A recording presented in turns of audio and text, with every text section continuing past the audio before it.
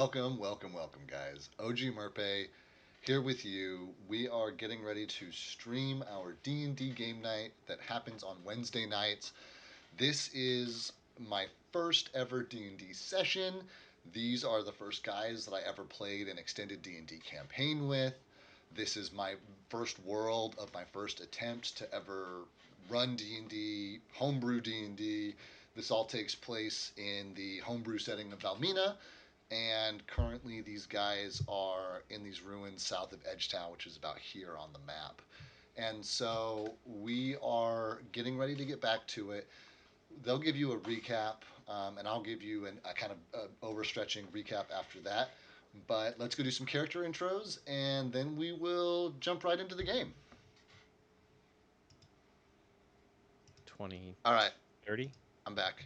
I'm live. And I had an idea from when I had my last stream.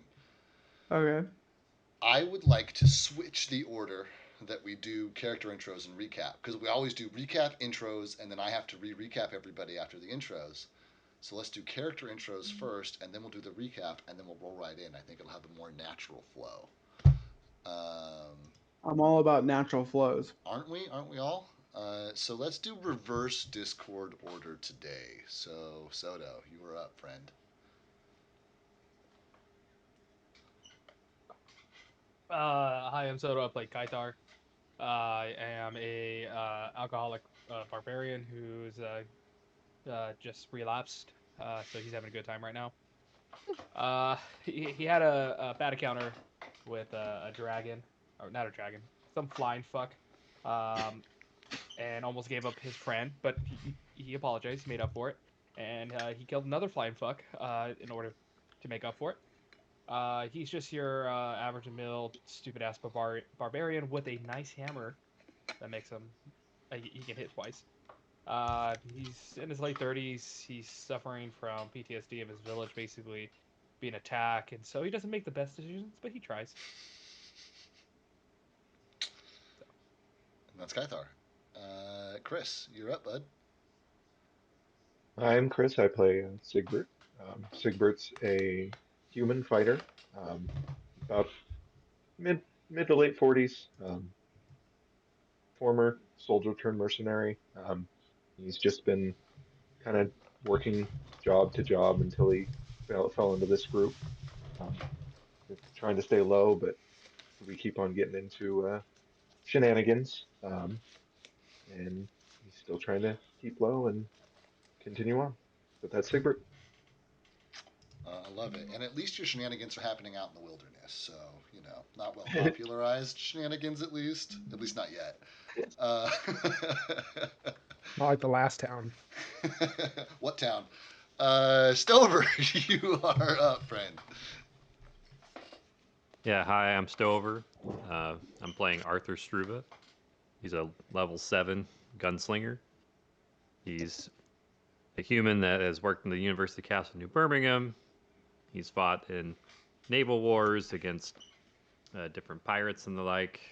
He's out for a family heirloom. His wife died, and he's trying to figure out essentially what to do with the rest of his family. So, in the meantime, he's on this adventure. So that's Arthur.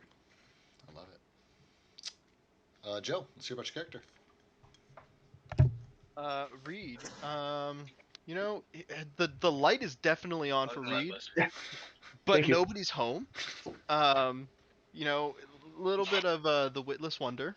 Reed is he is a paladin for the goddess Iomade.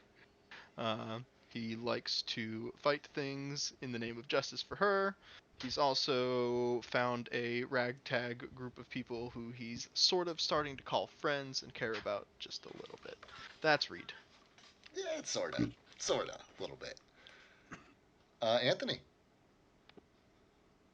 Hi, my name's Anthony. I play Simone. He is a talker, to say the least. He is the talker. Yeah. He likes to talk. You're gonna hear a lot of Simone probably. He is a summoner. Yeah. And he has his Eidolon Wilb, who is currently a winged quadruped. It looks like a tiger with a tiger's head and a other head of a snake named Bill. And that's Simone. Just trying not to die, to be honest. Yeah, that's a lot of D&D. Yeah. Aaron. So I play Galfast, and looking at him, he looks old, even for a dwarf. He's got dark, thick, leathery skin, um, color and texture of beef jerky. Oh God. You see him sitting up on a dwarf-sized horse that's almost as old as he is. He's got these thick leather boots that come to a point. He's got a hat with a thick brim, usually has it pulled down low, a few holes where arrows or something went through. He's got a pipe in one hand. He's a level 7 dwarf ranger, and he has a horse named Desperado. Wow. Yeah, he does. And last, but certainly not least, Tyler. Let's hear about your character. In physical capacity, maybe. My name's Tyler. I play a Tusk. He's an elf sorcerer. I have a bit of a sore throat. So maybe sound a little funny. That was a bit. That was a bit. He's a elf sorcerer from the College of Arcane Arts, out in the not too far away from where we are right now. He left or escaped, depending on how you look at it. He's got a crown, pretty cool crown of blasting, a cloak that he wears that can turn inside out to be either really commoner style or more like a royal cloak.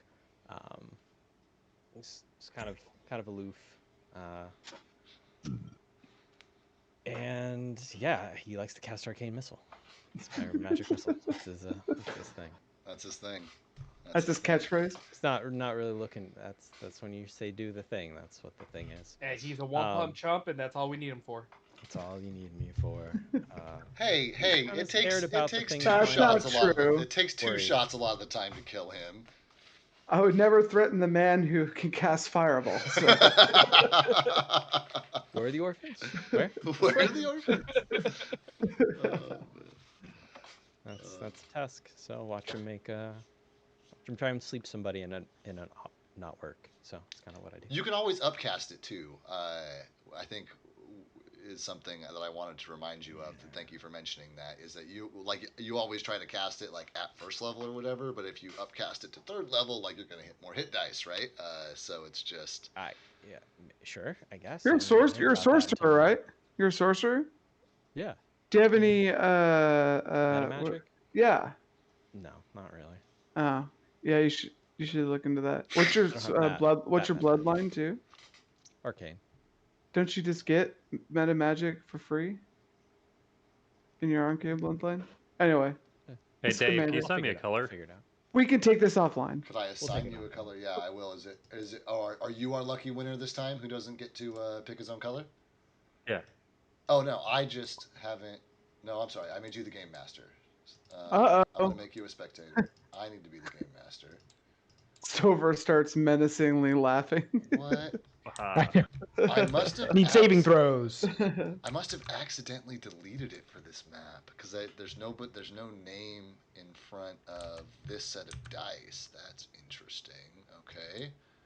Oh no, it's here. It's just not assigned to anybody. What are we gonna make that? We're gonna make that fucking. Hey, can everyone put their Hands in the HP air. in chat for me, so I can keep tabs on you guys? All right, there you go, Stover. much Like appreciated. what's your maximum HP? Yeah. Or HP we're starting with, whatever. 3. Okay, cool. And good call out there. While you guys are doing that, who's doing our recap for the week? I think Soto said he was going to do it, and we'll help him. Okay, sounds great. All right, last time on D&D from Soto's recollection. So we appeared on the shores of appeared on the shores of our location that we came up on of this old ruined city. However, some parts of it doesn't look too ruined. It actually looks pretty clean for the most part. Our party decided to have a 30-minute to an hour discussion on how best to observe it without being caught. Some wanted to take water. Somebody wanted to basically walk through it. Not going to say who that was, but you can all guess which character did. Some groups wanted to go over the bridge to kind of take a look, see how, what certain sentinels pieces were, if they were robotic or Oh, you're talking about the magical. golems, yeah. Golems, The yeah. two golems that were there, yeah. Yes. Some of us wanted to take a boat. Some of us suggested that we actually wait till night to do anything, but that's thinking too much. Well, Then we from remembered that the creatures had dark vision. there, yep, creatures are not that dumb as some of our players are. Not and nowadays. then we split up. Yeah. A few of our Yeah. members went to the gatehouse, Mhm. and then some of us stayed at the shore. Yeah, some of us went to the gatehouse, some stayed at the shore. The ones who went to the gatehouse woken the golems for us. So that's great. We don't know. They just started moving.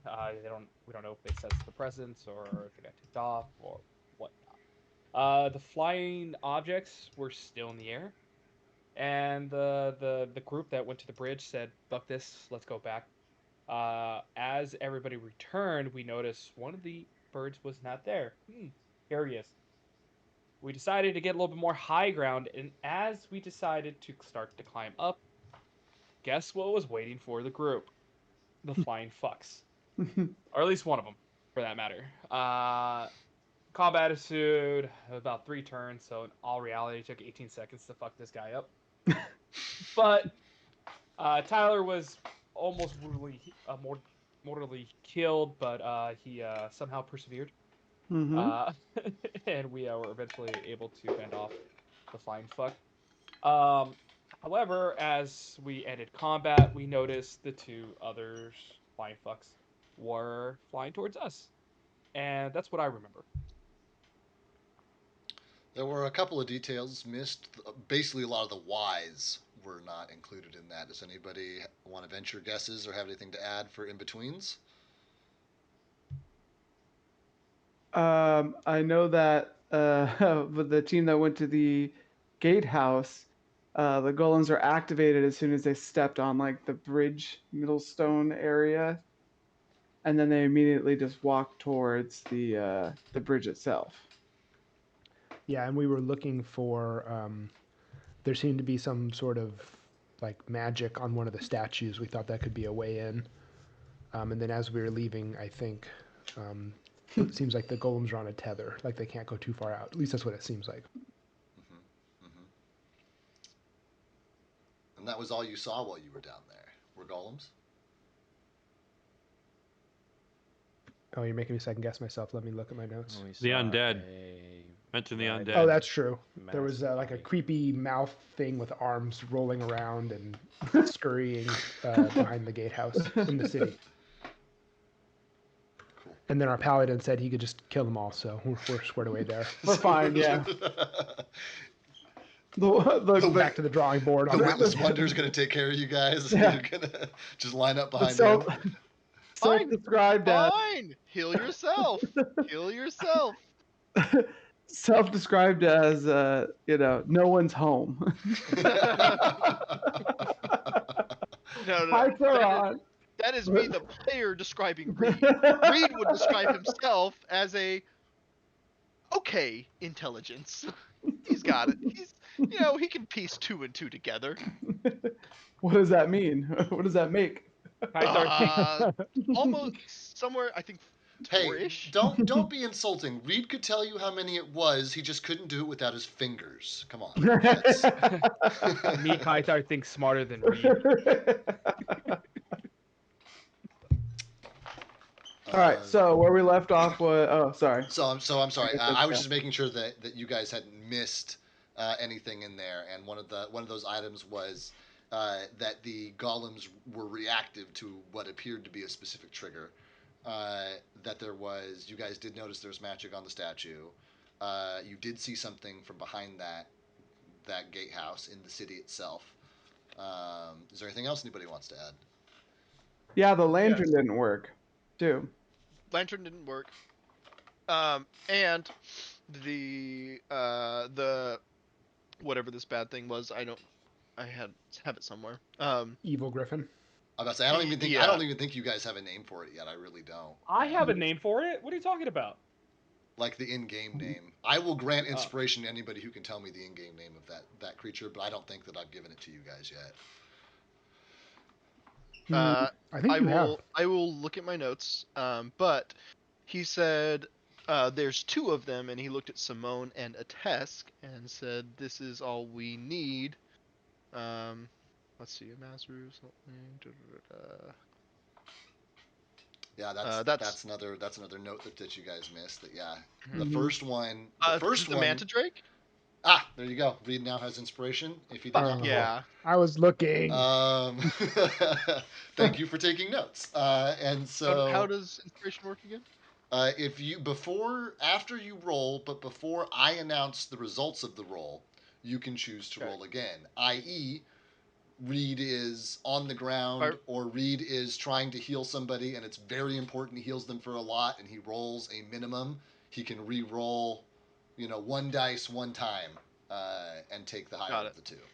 Got it. I'll hang on to that then. Yeah, and you can only ever have one, and it carries over from session to session. Right. Cool. That's a great recap. Is there anything else? Not that I could think of. That's a great recap. So then, you guys, so keep in mind that this is all occurring within the same day. That you guys came down from your cave campsite. You were led astray initially by Kythar before finding your way back to the water. You debated what to do, and Arthur and Sigbert pulled this boat out of the water that had this big hole in it, and you guys found this rocky outcropping which you've been using to hide in every time you see a patrol coming. This last time around, when one of those patrols came, it landed on the bridge and then made its way back to you guys as you were discussing what to do next. And you guys felled it in less than 30 seconds. Big congrats on you guys as a heroic party. In the process, however, you have attracted two more who are making their way over the half-mile or less of water between the city and where you guys are at, and it will take them a number of rounds to get here. So, for the moment, you guys are in free action. You guys are standing not quite on the beach, but 100 or 200 feet off the shores of the bay. You guys are kind of huddled up in this rocky outcropping with the corpse of this manta drake in front of you. What do you guys want to do? Just a reminder, everybody healed for 12 because I channeled positive energy, and then I want to do a perception to maybe try and gauge how long we have before they get here. You really only have a glance. It's less than a minute. Okay. All right. So do we want to scatter, hide, and ambush, or are we waiting for these guys? Let's fight. I'm gonna say let's get off the beach and into the trees, fool. Or we're in the trees already, right? I thought we were on the. You guys are in the thinner. There is thicker forest behind you. The farther back you run, the denser the forest is. Oh, perfect. Okay. Arthur's already booking it towards the thicker tree line. Yeah. I'll follow. All right. Let's go. I'm gonna be hustling. Tess would look back and wants to see if they're about 20 feet apart. They are definitely more than 20 feet apart as of now. Right. The bad guys? Yeah, the bad guys. Kythar want fight. As Kythar looks around and is mostly talking to himself at this point. Yeah, let's go! I'm gonna yell, Kythar, puto! Let's go! I'm gonna be gesturing, let's go. But Kythar want fight. We'll fight Nope. him. We'll fight him. Just not Fight- here. Fight him in the trees, fool. Kythar afraid of trees. I can't. Time to Is face he your enraged? fears, buddy. Left in And I'm one the gonna other roll. night, buddy. or- It'll be fine. They're I- 500 feet away. Closing. time to face your fears, buddy. And I want to try and diplomacy that, but I think Soto has to be willing. Soda does have to be willing in my game. Okay, let's do it. All right. And if he fails, you're afraid of trees? 26. 26 Ooh. beats Ooh. even the He is very a- hard DC. So He is a paladin, so. yeah. Mm-hmm. What did you roll, diplomacy? Yeah. Yeah, so I'd be against your diplomacy roll as well. Oh, I have a negative 2. I'm not gonna beat that. Oh, You literally right. can't beat that. Yeah. He can roll a nat 20. Yeah, I mean, nat 5% 20s is chance. only an automatic success in combat in this campaign. Yeah. I rolled a 15. So, all right, fine. Starts hustling. While we're running, I'm gonna lean over to Sigbert and say, "Your friend there in the back with the big hammer. Is he always in rage?" Either enraged or drunk, so it's kind of a toss up what you get. Ugh, I know the type.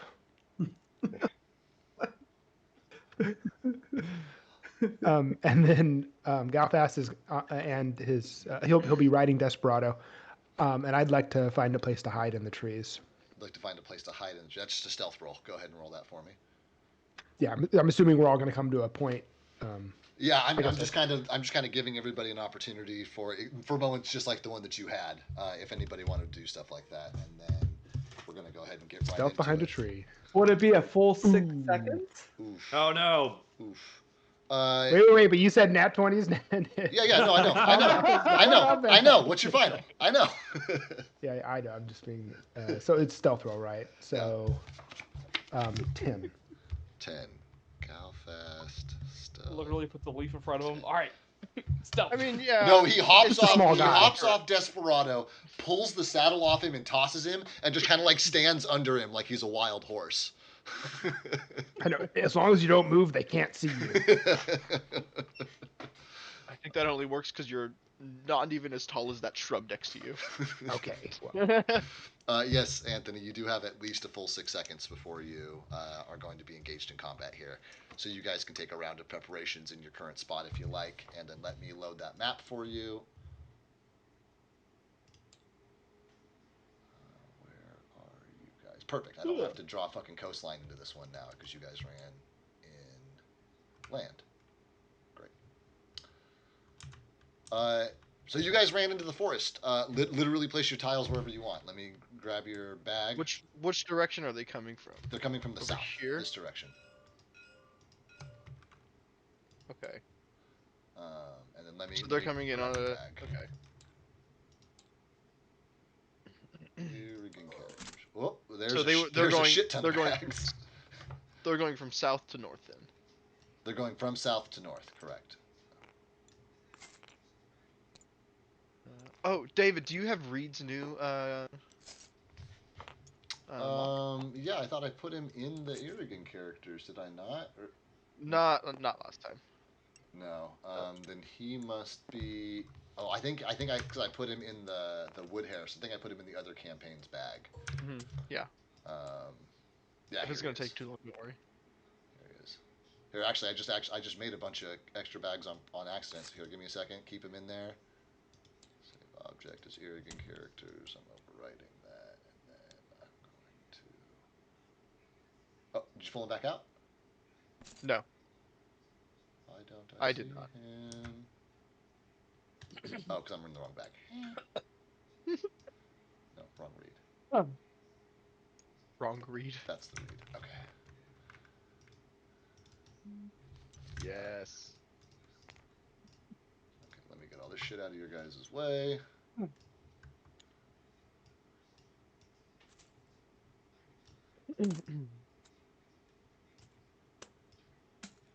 Hey, should we fight them in these trees here? You guys Try literally and have draw. until I pull them out of the bag. All right. it's real time.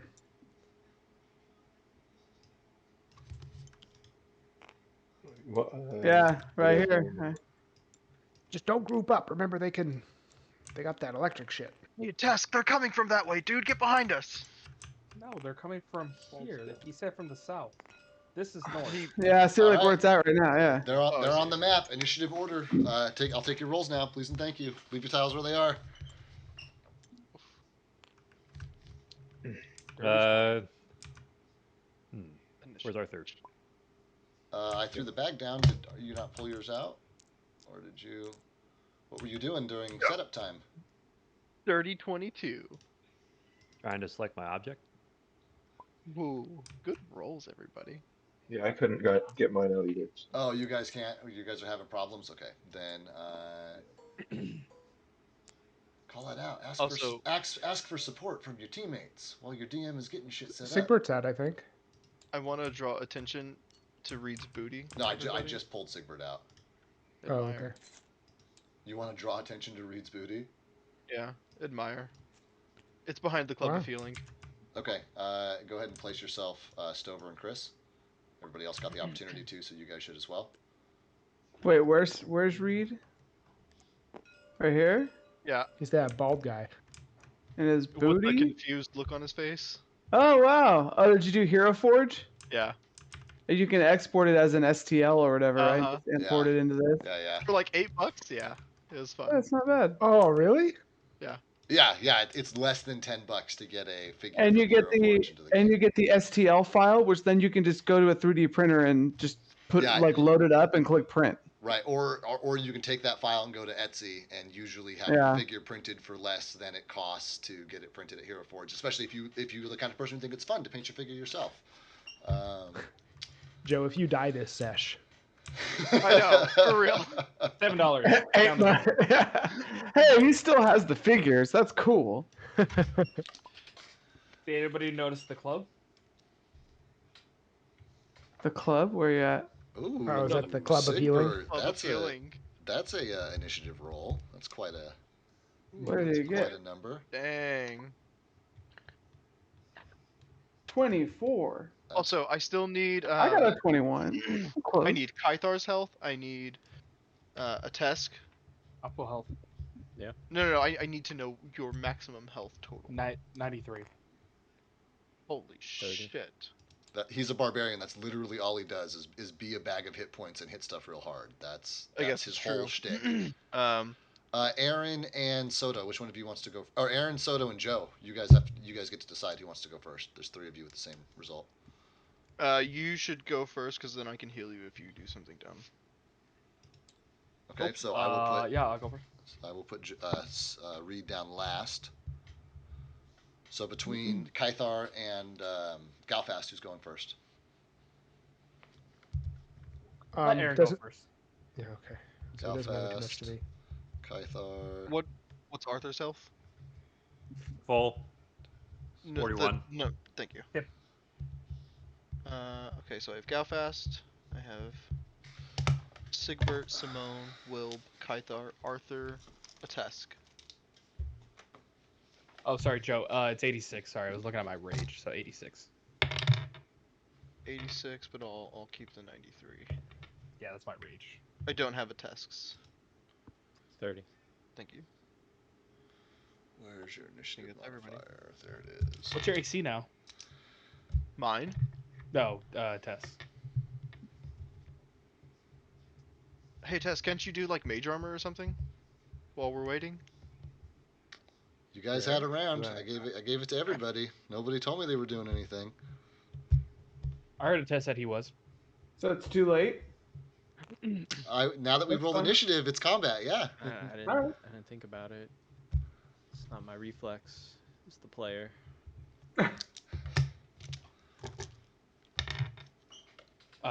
Tyler, what's your AC?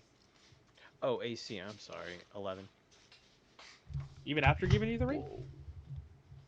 Yeah, I think so. I think it's just a +1. Did you I have add a it to your +2. inventory? No, it's a ring of +1. I don't remember what I gave you. It's up to you guys to keep track of all that crap on your character sheets. But I need to make perception checks too. I guess I can do that in a minute.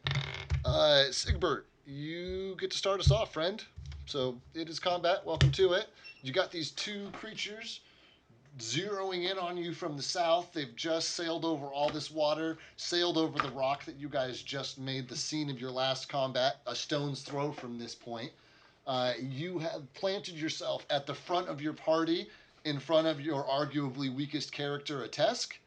And you have the quickest reflexes and get to respond to this first. What do you want to do, bud? Um,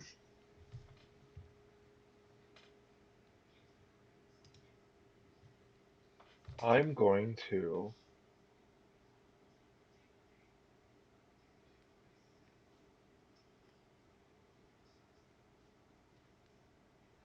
I'm going to. Sorry. I think I'm gonna stay where I'm at, and I'm going to.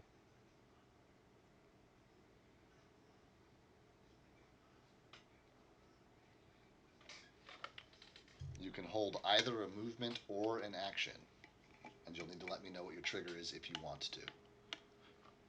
Okay, I guess I'm gonna hold a movement and move towards.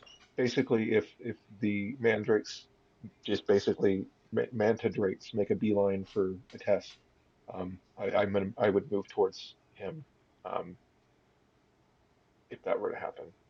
Okay. Um,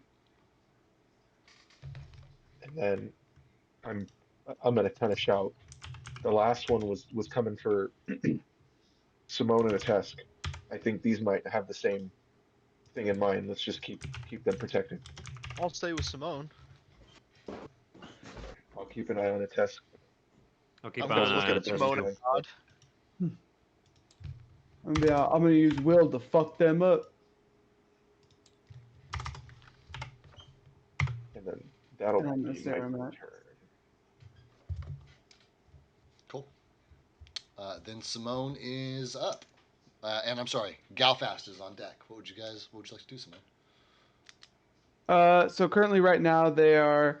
I'm gonna do a perception check on. Let's see, this one right here, to see if we are detected. Essentially. Okay, sounds good. I mean, Yeah. you don't need to. Nobody Oh, else gave me a okay. stealth. Nobody else gave me a stealth roll except Aaron, right? Yeah, but I don't know if they can, see us in the thicket or if they, you know what I mean. I'm just trying Yeah. to see it. Even Yeah, you with know a what I middling mean. roll of 9, it is very obvious they are bearing down on your guys' location. Okay, and they're currently still flying. They are flying. I added tags to them. They're in the air, 80 feet off the ground.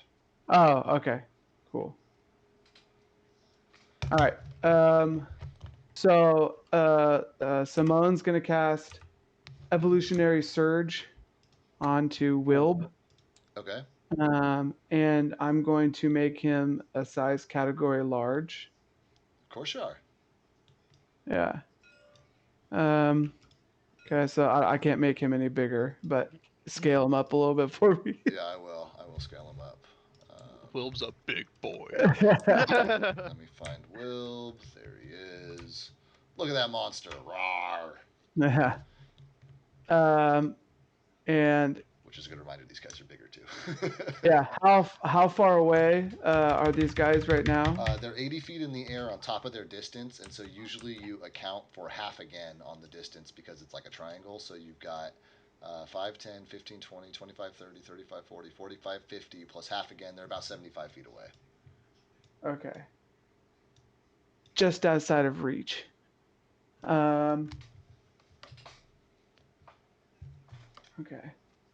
I'm gonna have Wilb use his big ass and move forward underneath this tree. Okay. And he's gonna be like growling and like trying to get their attention. So he'll roll and intimidate for right now. Okay, that's fine. Where did my little baggie of dice go? Why can't I find that? All right. That's a 15. That's a 15. Mm-hmm. Oh wait, no, he gets a +2 because he's right. He's close to me. 17. Yeah. Nice. He definitely gets the attention of the one closest to you. Yeah. Cool. He's like doing his, yeah, and then like doing his roar, and the snake part of him's hissing, little tongue coming out and such. Yeah. Yeah. And then Simone is going to get closer to get closer to Reed.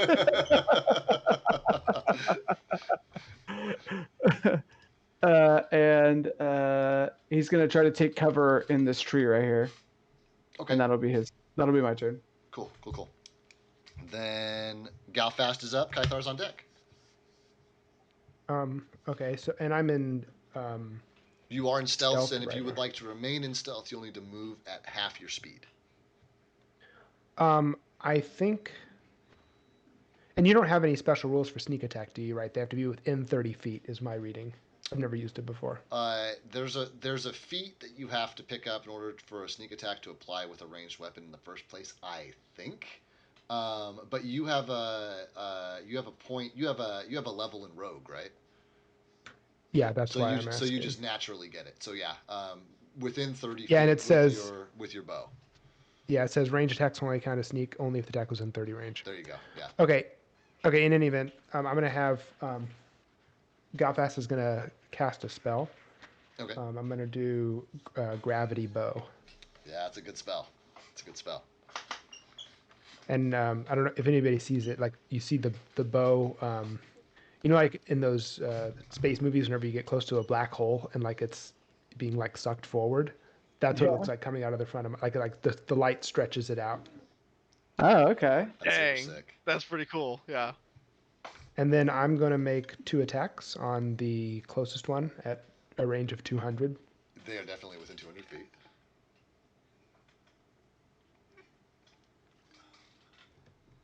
So I'll do this one. Yeah, definitely. Okay, here's my first attack roll. Okay, opening up weak. That's above 10. That I is mean, above 10.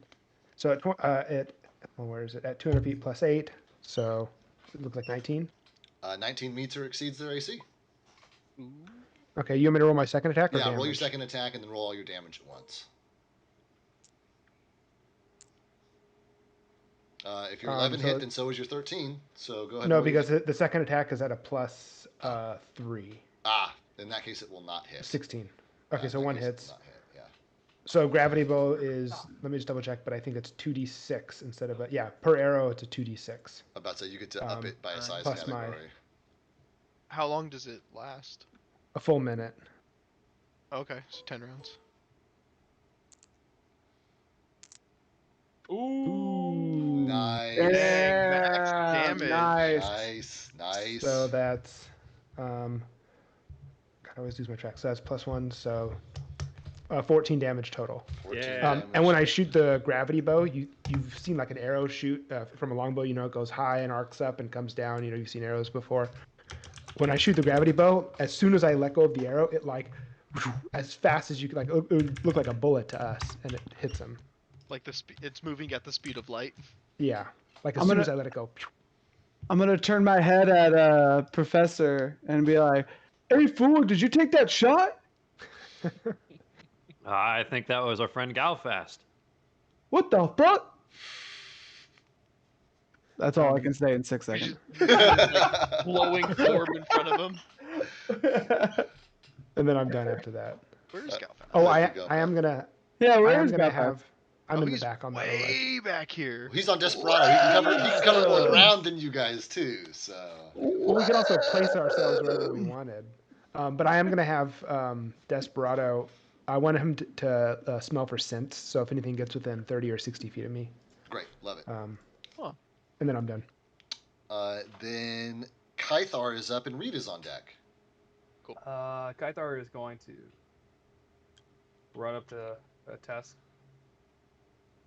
because he remembers for some that the flying fucks want him for some reason. Yeah.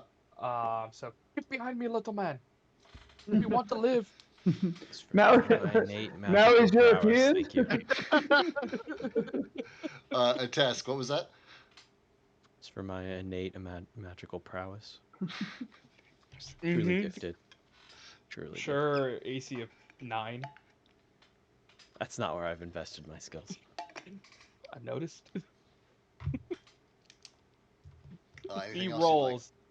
Anything else you'd like to do, Kaithar? I want to hold an action. I want to hold a power attack. Yes, love it. Thank you So, for being all right. specific. Yep. Cool. So I'm gonna weight my fat hairy ass right in front of him. But it's not shit covered anymore because you did take a bath earlier today. So Yes, I took my bath for the month. Okay. so it's a clean, fat, hairy ass now. It's not clean. It's salty, just like it's most not of us that were in the clean, water. it's Yeah. salty. Okay. He's only seconds away from a rash. There's chafing Crotch rot. involved. If he wasn't wearing a loincloth, there might be some shit. There's chunks that got left over. There's dry chunks, but I only wash myself, not my clothes. Oh man. Great. Then Reed is up and Atesk is on deck after the bad guys who rolled just terribly on their initiative roll. Yeah, they did. Can I see this, Mr. Man? You can Is see he both of them. within They're sight? like in the air, plain as day, bearing down on you. Okay. I'm gonna, as a swift action, I'm gonna cast Smite. Actually, I should detect evil first. Definitely evil. Smite evil. Okay, so you will when you hit them, you'll do more, right? Or Yes. Smite evil like a separate? Yeah. Okay. Yeah. Mhm, Yeah. mhm. Yeah. Detect evil is. And this is Detect the one on evil the is right. just You've at will. smitten. Uh-huh. And then I'm going to hold a full round of power attacks on them. You got it. Everyone's super specific now. You know, I love it. And after 50 sessions of D&D, we should be there. You know. So. We're late bloomers. That does bring us to our baddies. I gotta check some ranges real quick. If he tries to get here, he's fucked. What a baddie. I know.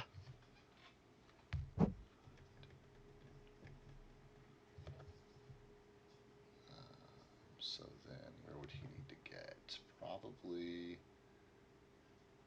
need to drop that. Carry the one. Add the gnome. Take away The gnome. take away the dwarf. By the average. Okay. Then they are going to fly up into the air another 20 feet. And then they're going to move.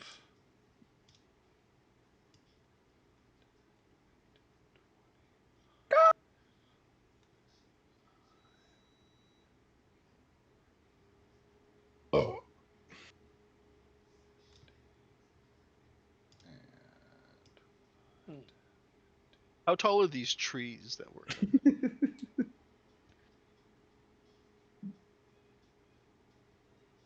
How tall are the trees? The trees are they're coastal trees, so they're probably only about 8 or 10 feet tall, and they're pretty bushy. You know, like you can see these ones here in the middle. They're like, you know, they all start together at a base and they kind of branch out from there. They're not like a solid trunk. Got it. Cool. These guys are just moving and scooching, and that's all they're doing is moving and scooching. And then that brings us to our friend Atesk with Sigbert on deck. Okay. Moving and scooching. Mm-hmm. That's what That they're one doing. right there Yeah. needs to be at a good distance. So we're gonna cast Fireball. All right, go for it. Ooh. Just right off the bat. Fireball at 1? Okay. Nice. Well, I don't have to roll anything. No. You need What's to the roll reflex? DC Danger of close. 16. 16, he says. They do not pass that reflex save. So, just barely Alright. though. The reflex is pretty good. Let's Damn. go. That So sucks. Go. it's Go. full damage. Go. It's full damage. Roll them all. Damage. with what feathers, with what fur they do have, make sure it's singed. Okay. Pretty good. Ultimately middling. The 1s and the 5s cancel out, leaving the Mhm. 2s and 3s. Yeah, average. What's your final? I guess they Need added to it all up check for me. if I there's didn't any look at it. bonuses. No, usually there's not on Fireball. Usually it's just the way it is. Yeah, it's just the way it is. So it's gonna be It's just the way it is. total of 19. That does Copyright. bloody him. Oh, Ooh. Half health. Let's go. And then I'll just take a step back Oh. behind the Nope, tree. just kidding. Actually, excuse me. It does not. Might be. I was thinking about a different creature. They are still wounded. Oh, thanks. oh, Wow. I Is do I he? get? Is he I I didn't still even do wounded? anything. I PC lied. Oh, your PC. Wait, can- he's I- only wounded still? Yeah, he's only wounded still. I'm sorry. I double checked What his the HP. fuck? And Arthur's a little worried. no. I didn't do anything. He's still. Oh, because all he sees is it flying closer to him. So Yeah. below 70, below 75 is wounded. Below 50 is bloody. Below 25 No, is any mortal. damage is wounded. If any damage at all is wounded, above 50%. Anything under once you break into the second half of his hit points, that's where he's bloodied. Once you break into the bottom quarter of his hit points, that's when he's on death's door. Death's door. Hmm. I see. And my turn's over. Okay, then Sigbert, you're back up, and Simone's on deck. Sigbert. And Tyler, you David do just- remember that I was holding Mhm. my attack if he came to you, right? Yeah, I'm just hiding behind the tree a little bit. So like partial cover. All right. Well, he I'm has to be going within for- my reach. Yeah, in it's order to called do that. concealment. Yeah, I'm not moving far away from you. I'm just moving back a little bit. 3-5. Fragile being. All right, that's it. Okay, I'm gonna move to right here, Okay. and then I'm going to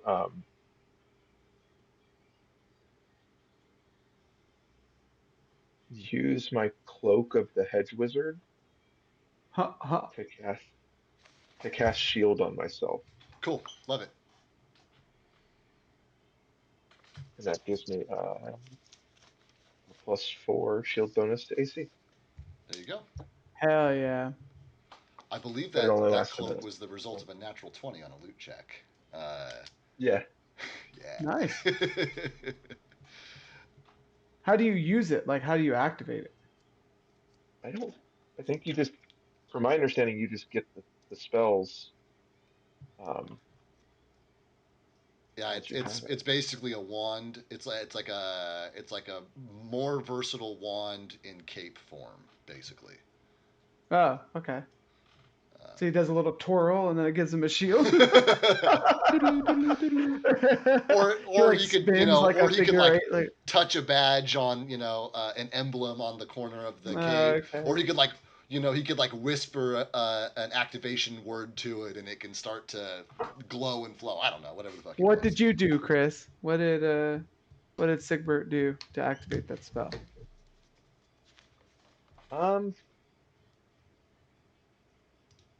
I guess he just kind of grabbed the cloak and like kind of whipped it to see what it would Oh, do. okay. Like kind of like just like grabbed the back of it, just kind of shook it, and whipped it out, like Oh, he and whipped it out. Whip it. not whipped it out, but just whipped it, and then Little flare. just to see what, and then like because I guess the shield sits in front of me, so you see like this like translucent looking thing kind of pop up in front of me. Oh, okay. I have that spell active, so I'm pretty sure I would understand what just happened then. Oh, 100%. You guys with Yeah. caster background super do, yeah. Yeah. And I Am I- believe it's the first time you've ever seen Sigbert use anything magical. Uh, Yeah, this is the first time I've used it. uh, okay. And then that. Can I try to intimidate this guy? If you're trying to scare him Or is he off, too far? no. If you're trying to draw his ire, absolutely. Yeah, I'm trying to draw his ire. There you go. Then I will accept an intimidation on those grounds.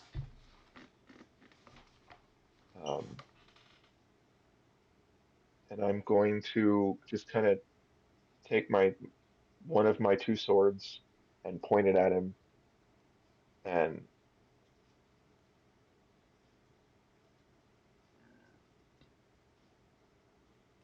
Whip it out. whip it out, um, Give it to me, Daddy. and just kind of. I'm gonna point the sword at him and just say, if you want the casters, you're gonna have to come through me. Perfect. Roll me an intimidation check with advantage for identifying the pattern of going for the casters and pointing it out and bringing it into the real world by adding dialogue to it. So you can roll a second time and take the higher of the two results. Let's go, Chris. Ah, All right. Well, I Why tried. not? Well, I tried. What's that 9 turn into, bud? It turned into an 18. Hey, that's not bad. That's Wow. not bad. And the creature who does speak the common tongue, though awkwardly through its beaked maw, replies to you and says, "Is his life worth more than yours?" And I'm just gonna kind of keeping that same glare, um, same kind of stare, and I'm just gonna say, I'm pretty sure his life is worth more than nothing, and then still stand there. Talking's free, right? Talking's free? And I overheard that. Yeah, he's right in front of you. Yeah. No, let's say the flying fuck. Yeah. Well, I said, well, it's worth more than yours. So guess who gets to die today? And he says, "I'm sure one of you at least will get that pleasure." As I'm he killing looks, you? as he looks back Alright. at Sigbert, and I like it. I like the phrase. Sigbert, was there any other elements of your turn you wanted to take? You do have the attention of this bird thing, Manta Drake. That's gonna be the end of my turn. But I'm gonna kind of still keep that stare with my sword just kind of ready with my other hand on my other sword. Okay, I love it. I want to just take a quick beat from the gravity bow to the mage shields. Like I'm personally really appreciating the fun little descriptions of what your guys' stuff looks like. Like I think that's great. Simone, you're up, and Galfast is on deck. Okay. I want to know how close each Drake is. Okay, so to you, Yeah, to Will. to Will. Okay, one Yeah. is the smitten one is definitely the one that's closer to Wilb, and Okay. he's 115 feet away because he's 100 feet in the air. Okay. And this guy is probably 5, 10, 15, 20, 25, 35, plus half again is about 50, plus the 100 in the air. He's about 150 feet away, so much closer Okay. to the one that's smitten. So I have a question. So it tells me that I have 60 feet of walking and 60 feet of flying. Yep. Does that mean I have 120 movement? Yeah, if you don't take a standard action. Yeah. Yeah. Well, that just says speed. So that would be one action, right? Or sorry, one movement action. Because that One says it in movement the same action is bracket. any combination of 60 feet of walking and flying. Okay, that's what I was asking. Yeah. That's what I was asking. Yeah. Okay. And he is over 100 feet in the air now. Yeah. But he moved closer. Yeah. But they're in almost they're in almost like circling like vultures circle. They were swooping in on you guys. You guys like turned on them and held your weapons out. And then now with their first turn, they've like soared up in the air, but closer to where you guys are. Can I have Will take a perception check and see if he can see the shore, just to make sure we're not missing anything here? Yeah, that's a great use of a perception check. 100%. Go for it. Yeah. 15. Through the trees and the thicket, there's a big like blind spot where he literally can't see the wall of the city from where he's at, but he can see the water going up to the rocks, and he can see way over the city above the tree line. And in those Mhm. swaths, there is nothing else coming at you guys. Okay. I guess Will is going to hold his action specifically for when the creature is in range. What is? And he'll Well, and he's I gonna guess I don't hold need. it I don't for need to know what range is. You know what range is. So to yeah, do what? yeah. And he's gonna make us full, take an attack of opportunity, something like that. Okay, so you're. Yeah. So you. I'm holding my action so then I can then try to attack the creature if once it gets close enough. So I hear you. So you can hold your Yeah. movement or your action. So if you hold your action for an attack, then he's going to have to come to the ground to get you. You can hold your movement to fly up to meet I him, get what you're saying. and then if he flies past you, you'll get an attack of opportunity on him. Like I'd hold movement to like go Okay. meet him, and then if he tries to fly past you, you get an attack of opportunity, and if you don't, then you stop him, which I think is kind of what you want to do anyway, right? Yeah, so we'll hold my movement then. Okay, cool. And then Simone is going to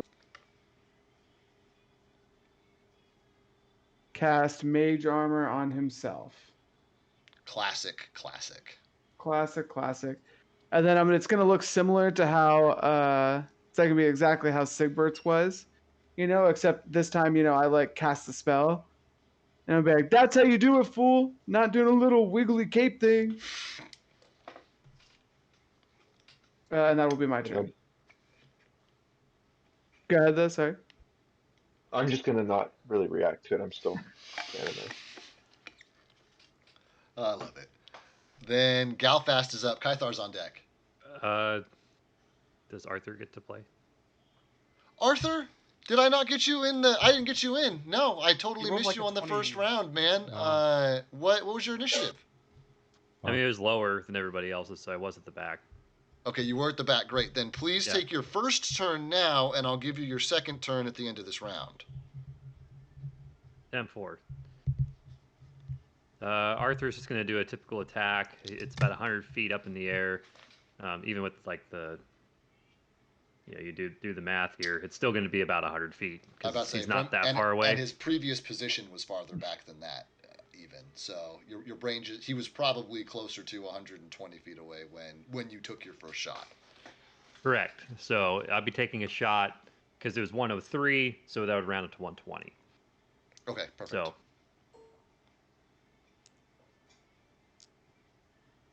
That is a 15. Because you're not within 30, it's not against his touch, and a 15 does sail wide. But Yeah, the so familiar crack of your rifle fills the air, and this time, as the shot whizzes past, there's the signature sound that your rifle makes instead of the relatively silent arrow of Galfast's. Yeah, while Arthur's doing that, he starts reloading for his next shot. Okay, sounds great. Yeah, you see him like trying to. After that, he's like, and he tries to mount his gun, which it's got this blued finish, so it looks like a black-blue steel gun. And he's trying to use the branch as like a means to like hold the gun in a better position, so that way he can stabilize and get ready for his next shot. Sweet. Okay. That's it for Arthur's first turn. We finished up with Simone, right? So it's Galfast and Kythar on deck. I believe is where we were. Cool. So I'm counting about 70 squares away from me with his distance in the air. Oh, go ahead. So you add half again on top of that. So 70 squares plus about 30, because it's like a triangle. He's farther away than it is. Okay, so slightly over 100. Yeah. Okay, that puts it in the 30 to 100, 100 to 200. Okay. Wait, are you doing 30 or are you doing? No, he's getting the 100 range. Yeah. Yeah, it's my 100 foot is at 9, but my 200 Holy foot is shit. at 8. So I don't. I'm take trying take to, your 200. Take your 200. Okay. So I'm gonna do a. Go ahead. He's between 1 and 200 away from you. That's all. Go. Cool. I'm gonna do a rapid shot, so I take a -2 on all my rolls, But you I get a get to third shoot 3 roll. times. Yeah. And this thing's already got 2 of Galfast's arrows sticking out of it. So there's attack 1. Okay, pretty low. I'm not gonna read that one off. Yeah, I don't think that's gonna hit because your 11 just barely hit last time. I think that misses as well. That'd be a 10. It misses. Okay. Yeah, At the lowest shit roll. modifier, you get the highest roll. So 15. 15 does not hit. Damn. So you see, like, I load up 3 arrows, pew, pew, pew, and they all just go super. Like, I forgot it was in gravity bow mode, so I aimed like way above their head, and, and they just zip out. You see, like, if you squint, you see the light flicker off of them as they land in the water. But credit where it's due, they did get progressively closer. The first one sailed, the second one dropped a little bit, the third one just went over the head. But yeah, they did all miss. The third one almost hit Arthur. You hear a bowstring twang. Okay, I'm done, I think. Okay. Then Kythar is up. Reed's on deck. Kythar's gonna try and intimidate. To draw his ire? To try to get him to attack you?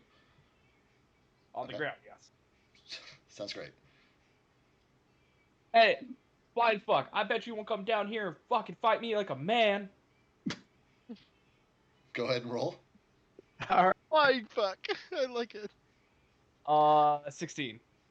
Not He great. says, I am not a man, but I will kill you all the same. Yeah, because you're a bitch, not a man. What character is this? Wasn't he not able to put together coherent sentences last game? Except Kythar's to insult alternate someone. personality. Only he switches into battle mode. It's a whole different deal. Yeah. He's in rage now. This is him in rage. No, He goes I'm not dead. in rage. You guys won't be able to understand me if I was in rage. Okay, well, I'm gonna hold another power attack. Now, if I hold this, do I still get my double swipe on my hammer? But Yeah. That's the whole point of holding your standard action. Yeah. Okay. That's what makes it different than an attack of opportunity. If I turn around and moon him, is that gonna take an action? No, but I'll give it to you on flavor. You turn around and flop up your loincloth, showing off your How sparkly do you like clean, that? sparkly clean booty. But the loincloth is just covered in shit still. The loincloth itself is just covered. You can see the brain and the brain stem. And Kythar's hand is now brown after lifting up his loincloth. I hold the rest of my turn. It took me a second. I was like, what? Oh, God. What's he doing, like what they did in Derailed. Braveheart? Yeah, exactly. Okay. Oh my God, guys. Yeah, I hold my turn, dude. So. Okay, I got you. Power Then attack. Reed is up and Ateska's on deck after these putos, as somebody else would refer to it. Anyway. I was trying to be funny. It wasn't working. He tried. Reed is up. Okay, Simone, what do you think? You want me to stick here with you, or I can back Wilb up and we might be able to bonk the shit out of this guy?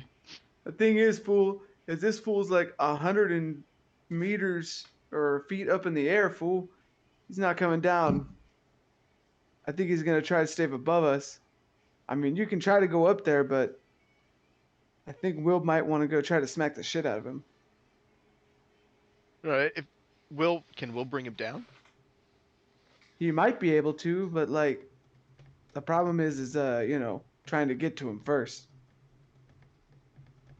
Okay, I'll stick here with you then, and I'll hold my action for a full round power attack if he comes up.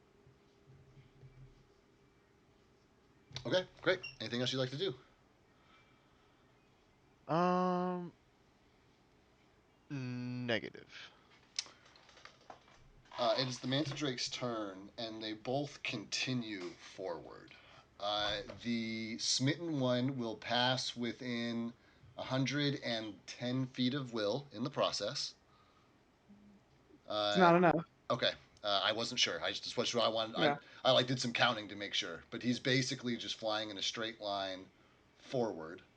Hold on, I can't fucking touch him. There we go. And he sails past you guys, turns, and places himself here. Oh, he's on the ground. No, he's on the ground. Oh, okay. The wounded one. Actually, that's not true. He Wait, doesn't he's do that. he's smitten. What does smitten mean? Smitten means that you've hit him with smite. Oh, okay. Excuse me. He's gonna do a flyby, and he's not gonna get as far. But that does mean he's gonna get within 60 of Wilb. Will then use his action to intercept. Okay, great. And Wilb's a damn good flyer. Yeah, sounds great to me. Then, as Wilb moves to intercept, this thing probably would close half the distance with you.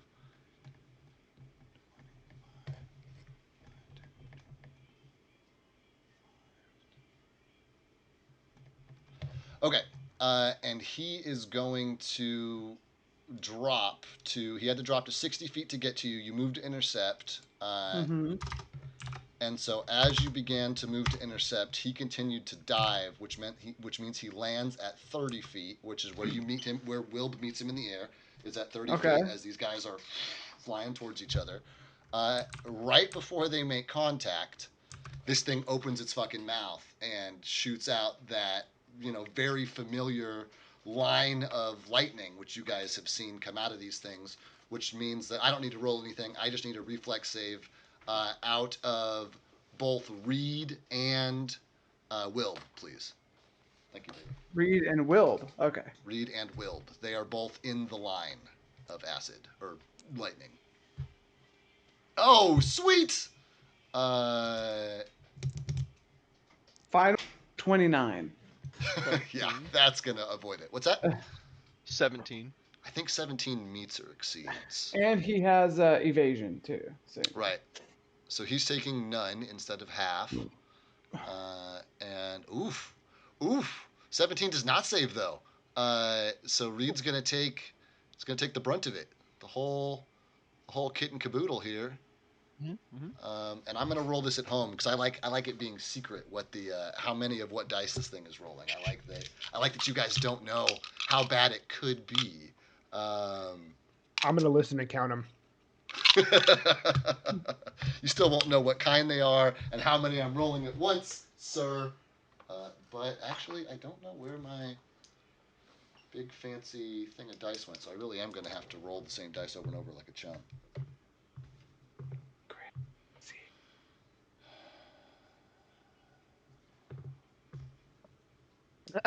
I'm in danger.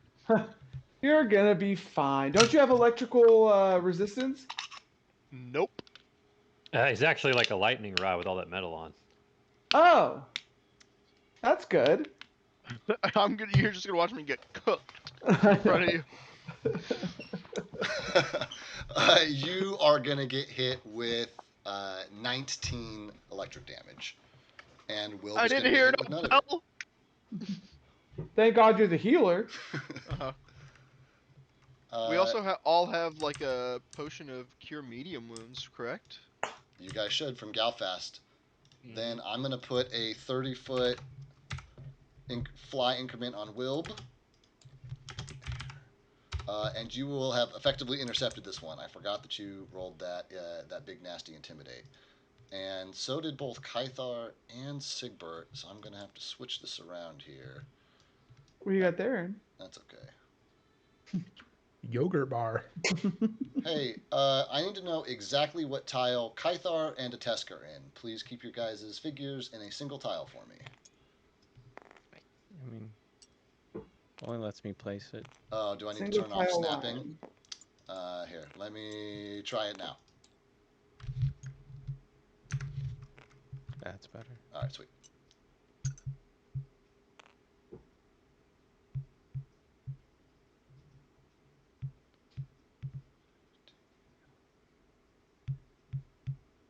Five. No, what's this?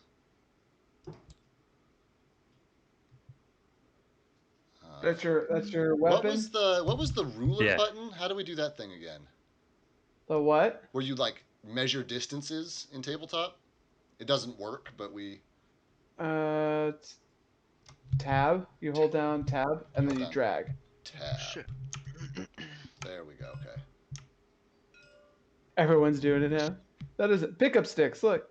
Yep. Okay. Cool. Then, oh, you guys got this thing's attention all right, and I need a reflex save from Sigbert, Kythar, and Atesk. Oh fuck. Fuck me. It's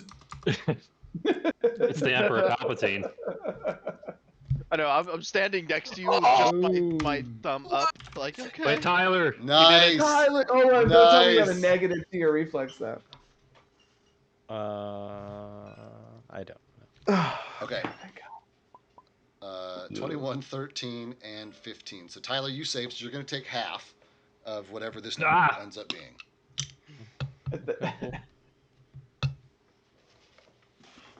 Everything's gonna be fine, Tyler. Okay? Everything's gonna be okay. It's going to be fine. Oh shit. Ah. 15. Wow.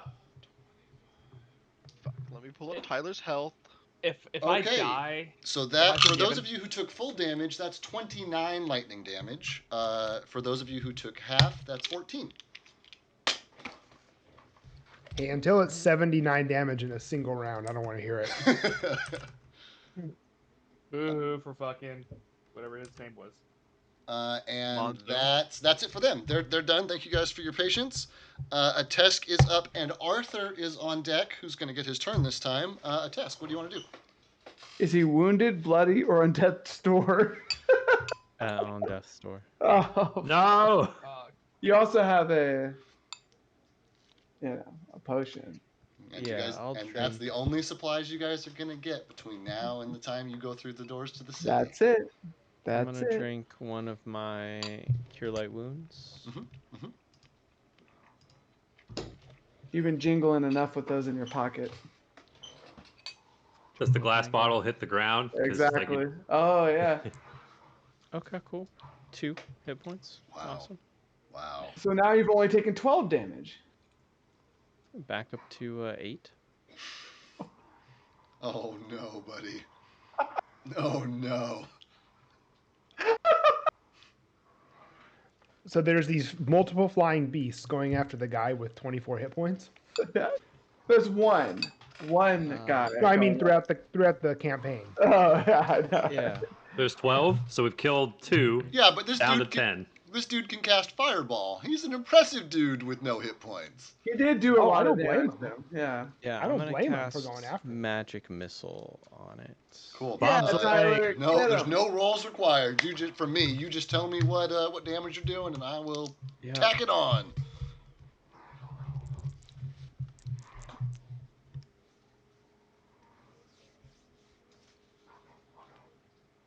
$13 damage. 13 Woo, damage. hey. Not bad. Send it. Not bad. Not That- bad at all. And then That will bloody him. For real this time, actually. and then that's the end of my turn. I'm just gonna stand here so I don't fuck over Kythar. You probably want to move next to. Oh wait. So after seeing A-Test just get utterly obliterated by an electrical thing, I'm gonna be like, "Hey fool, you need to get over to Reed." Oh, okay. I guess. You're right. No, they're Start moving. I think everybody's within Brawl. radius. It's my Channel positive energy. Is it a 40-foot radius now? 30, I thought. Oh, does it increase in range? I don't think so. No, it doesn't. It's a 30-foot radius still. And a 30-foot I bel- radius would catch a Tesk from where you're at. 5, 10, 15. I think it would catch him. It would catch everybody except Arthur and Galfast. By my count. Yeah, but only these 3 took damage. Well, that's a yeah. Anyway, but it is still a test turn. As far as I can tell. Yeah. I'm gonna wait. I'm gonna wait right here. And end my turn. Cool. Then Arthur is up and Sigbert's on deck. Hey, Arthur seeing the lightning strike against his comrades, he's going to try and get this crazy beast to pay attention to him. So he's got like a torch. And he's going to scream. He's going to do like the Jurassic Park thing with the flare with the T-Rex. Okay, yeah. Okay, I got you. And he's going to run like not run, but go like his 25 feet. So that way, when the lightning strike, if you're going to try and hit him, it'll at least be away from the rest of the party. Cool. I need your intimidation, bud, as you are trying to get this dude's attention. Okay. Well, let's see. Or a performance, I guess. But it won't be so good. Because I think for intimidation, I think that's like a -2. So it's bad, Dave. You guys just see Arthur apparently screaming in terror and like waving a torch around, just like super, like, you know how the Muppets, their little arms are on sticks? Like, that's Arthur. He's like, ah! Just like running through the fucking forest. Like, in Arthur's mind, he's like doing something heroic, sure, but really he's not. Is this a tactic? They're like.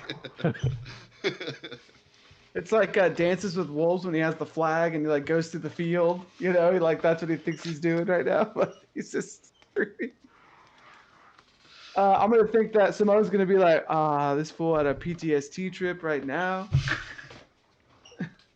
Okay, you'll see Arthur turn around, take aim on a branch to be able to steady his aim on the crazy beast, and he's gonna take his shot. All right, shoot your shot. Hey! Yeah, that'll hit. That for sure. So that's a whopping 20 hits. 24. 20 some odd hits.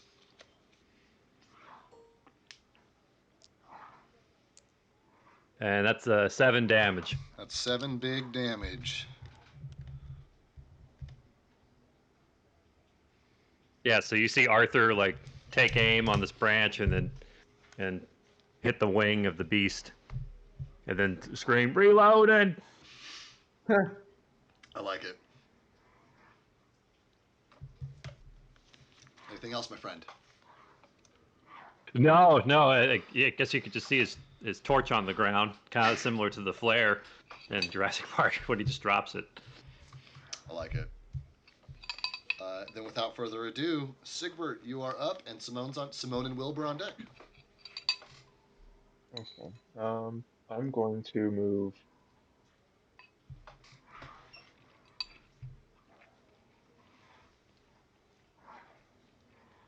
I'm gonna drink my potion. Okay. That's a swift And action. Is that a D? Don't do it, bud. I got you. I don't know what it is. It's a D something. Your players might be able to tell you, who actually drink them all the time. Is it like your medium wounds or light wounds that you're drinking? The medium. I don't know that. 2d8 plus 3. 2d8 plus your intelligence modifier, I believe. Yeah. Oh. Thank you, Tim. I got you. 2d8 plus 3.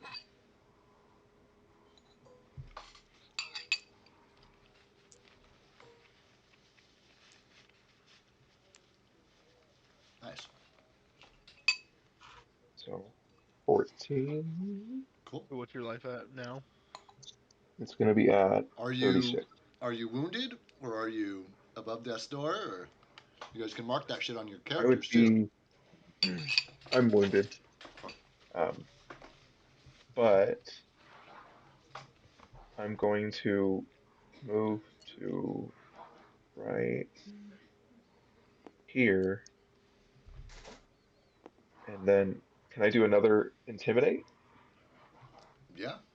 At this point, it's obvious that you guys are competing for this thing's attention, though. You, Kythar, and Arthur.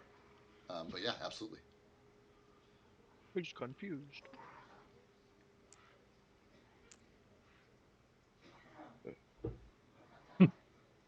That'd be 11. Oh, And, I'm going to.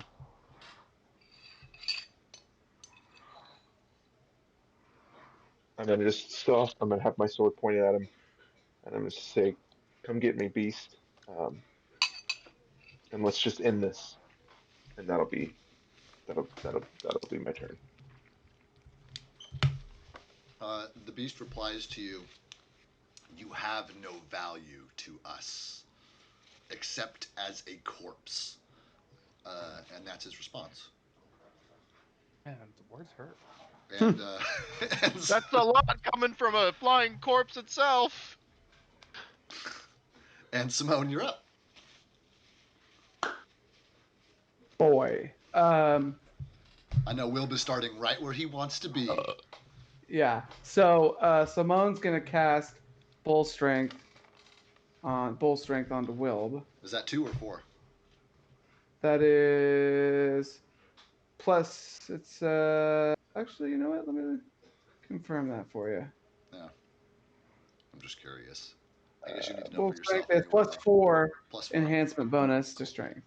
Cool. So effectively a plus 2 on your damage. Exactly. Yeah. And then he's going to make his attacks, 4 attacks onto the creature. 2 at a time. 2 at a time. 2 at a time. Here we go. Lowest being 19. 19 meets or exceeds. Okay, and the other one for sure hits. Right.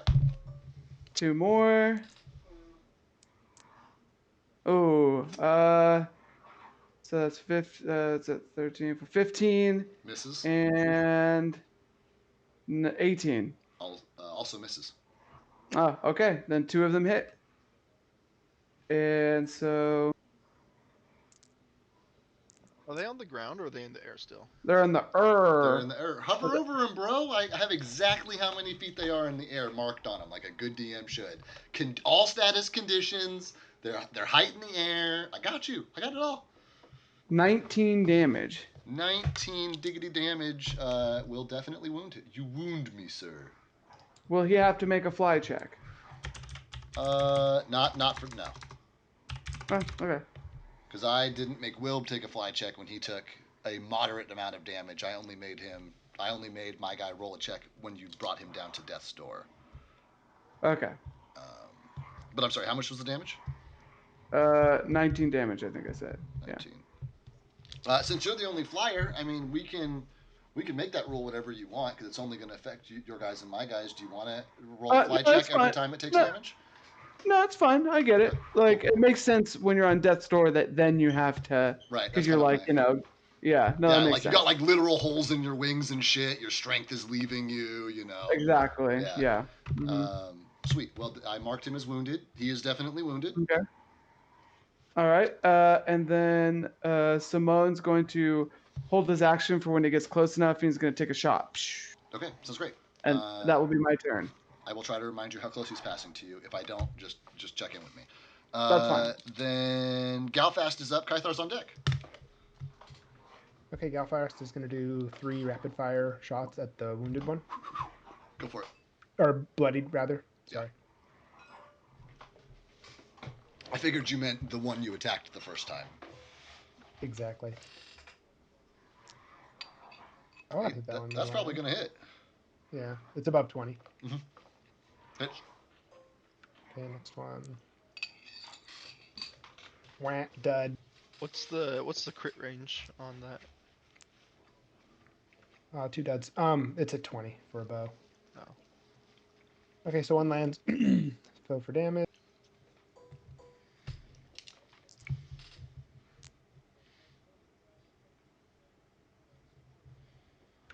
I believe that's 15, but let me double check.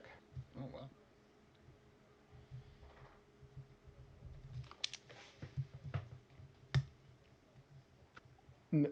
Sorry, not 15. 11. Great. He is still bloodied, but he now has a third of your shafts protruding from his torso. Cool. And then I'm going to look down at Desperado. Does he look like anything's amiss with scent-wise? He has not sniffed a thing yet. Okay, I'm done. Then Kythar is up. Reed's on deck.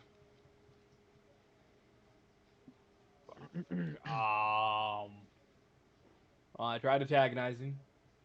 I tried to ask for a fair fight. I hold my fucking attack. I don't know. I know, dude. Sucks to be a marshal in a flying combat, but that's the way it goes. No. Sit on my hands patiently until this fucker decides to touch the ground. You're protecting the party member who you were criticized for not protecting, so you know you're doing your job. Yeah, but Doing your I want to kill something. At some point, Okay. they'll be bloodied and they'll start making checks, and one of them might tumble. You might get lucky like last time. Dibs on the first hit. Hold my turn. Reed, you are up, and a Tesk is on deck after our flying friends. My eyes are gonna glow, and then I'm gonna cast Channel Positive Energy, and you're gonna see just like a wave of like gold light, like pulse out. And everybody heals for 4d6 now. With the exception of Sigbert and Galfast. Yes, yeah. I can't low roll on 4 of them. Everybody heals for 12. All right, there you go. Ooh, 69. All right.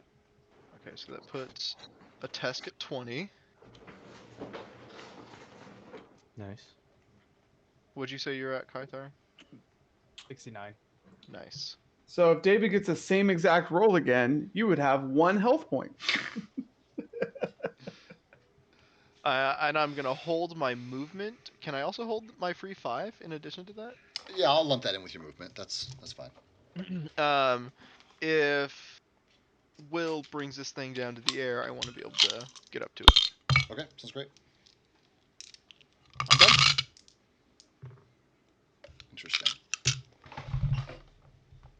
So then, oh god, what are these guys gonna do? Mr. Bloody. 5, 10, 15, 20, 30, 50, plus another half of that is 25.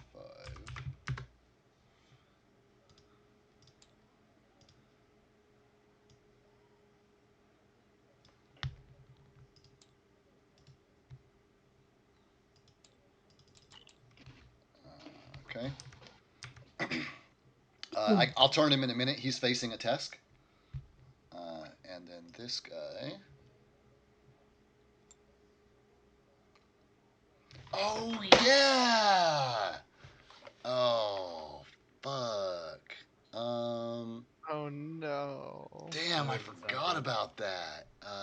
Shit. all good. Well, they super would have done that, but that's okay. It's gonna grab Galfast off of Desperado, and we're gonna see it fly off with Galfast in the There's- distance. Hey. Don't throw my name out there.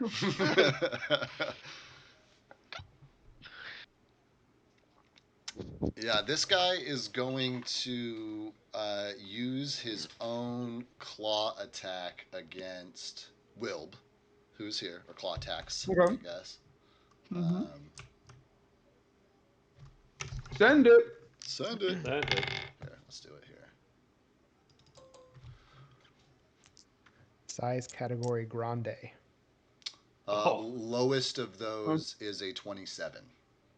Oh, Attacker favor. Then, oh wow, These guys haven't really gotten within melee range of you guys yet, have they? Mm-mm. Yes. Because I haven't. Covered in scars. Because I haven't rolled any melee attacks with them. That's cool. How many dice is it?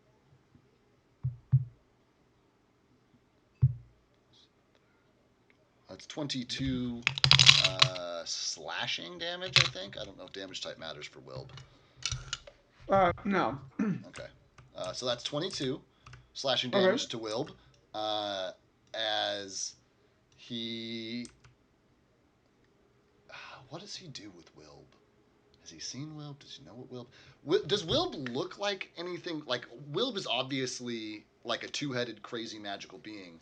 Does he, like, glow? Is there anything obvious? Like, what does his physical appearance look like?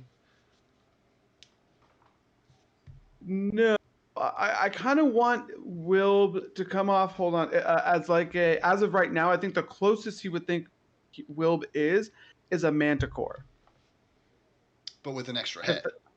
Well, manticores have 3 heads generally. Or with one less head, I guess. Excuse me, then. Yeah, with one less head, yes. Okay. Okay. Like, that's the closest thing I can describe Wilb looking as right now without that extra head. Okay. Yeah. Sounds good. Then. Yeah, this creature will probably look at Wilb and say, after I'm done with you, your master will be mine.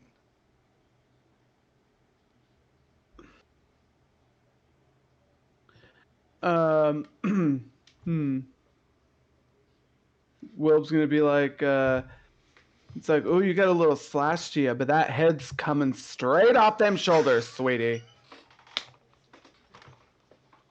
I love Wilb.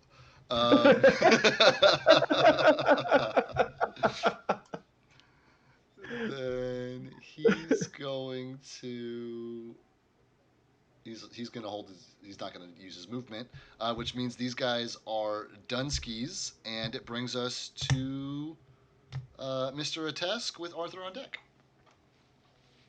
Okay, let me turn this guy around here. Okay. A little grumpy. I get hit by a lightning bolt. A little grumpy. A little grumpy. A little peeved. A little grumpy. You're still 75 feet in the air. That he is. Still accurate. He's more than the 40 feet in the air he was last turn. Yeah. But the guy behind us should be lower to the ground, right? Yeah, the guy Wilb intercepted this guy 30 feet off the ground, so that's where their battle is taking place.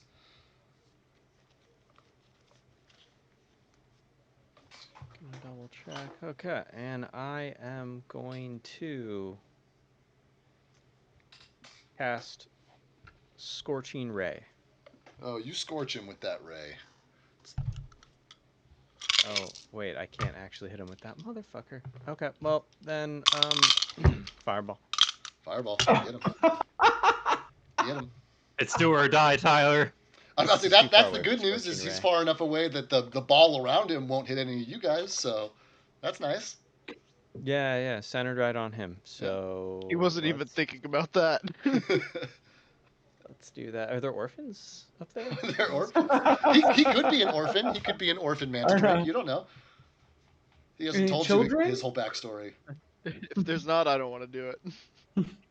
I'm gonna pretend he is, just for the luck. Okay, so you can roll your damage because it doesn't change, and I'll roll the reflex save because I. Oh, wait, we might need to drop the lowest, or drop the last one, which is unfortunate. That is unfortunate. Yeah, that The, is the really. one? You drop the one? Well, it Yes. orders them in ascending, so I don't even know which It's one. your own dumbass fault for clicking the button too many times, man. Come on. Okay, we'll take the 5 out of there because it fell off the board. How about Okay, that? that's fair because that's old school rules. If it doesn't stay on the table, it's not a valid roll anyway. Yeah, it fell off the little table thing. So that will be a 29 points of damage. Okay, if he doesn't make he his not pass the save, reflex save. which his reflex save was 16. Attacker DC. favor? I don't. Yeah, if you You meet or you exceed. meet or exceed. Yeah, so then that's Uh, half damage unless he has evasion, which I don't think he does.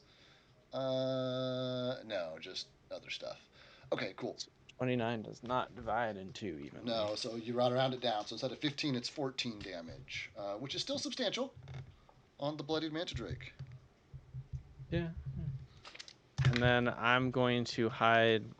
Tusk would say something like, "Cathar, I'm just gonna stand behind you." Really just quickly. rotates. Thanks, just bud. Flips around. Thanks, bud. And then I'll give him like a good old fashioned pat on the shoulder. And you feel the ring that you gave him impact on your shoulder, Kythar. You're muted, buddy. I said a tear goes roll down my eyes. Like, I'm gonna lose that damn ring. You can have your ring back if I die. Deal. Deal. Are you done at desk? All right, and it's the end of my turn.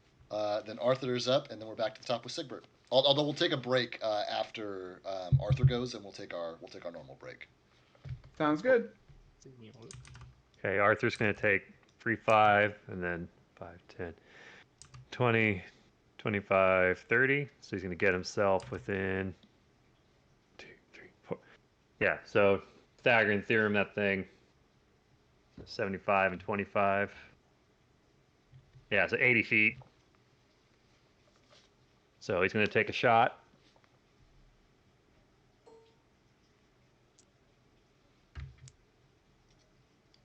That is a whopping 14. 14 does not hit. Does not hit. Yeah, so, this thing is not super agile and not super nimble, but it knows to look at both you and Galfast and is doing its level best to swerve, dive, and dip out of the way of your shots as they come at him. Yeah, you just see Arthur being kind of frustrated and reloading again. Okay. No rest for the wicked, I guess. Damn it. Does your gun only have one attack? Yeah, per the new rules, it's lame. Because you have to use a standard action. You have to use your movement to reload. So you get one. What do you mean for the new rules? On your actual sheet, does it have a one number because slash? there was a time in Anthony's campaign I could shoot twice. Right, but I think that was just a misconception. I think we just goofed that. I don't think that was ever the way that was designed to operate. On your physical character sheet, on your weapon, does it have a slash and have 2+ modifiers or just one? Slash, and it's got a +8 and a +3. Oh, that's how mine is. Yeah, then it's been that way the whole time. Oh my god, dude. That's why I was mad. I'm like, it definitely says the plus. Yeah. It has the slash. Yeah, man. That's 2 attacks with your attack action is what that one means. So take a second shot at your +4.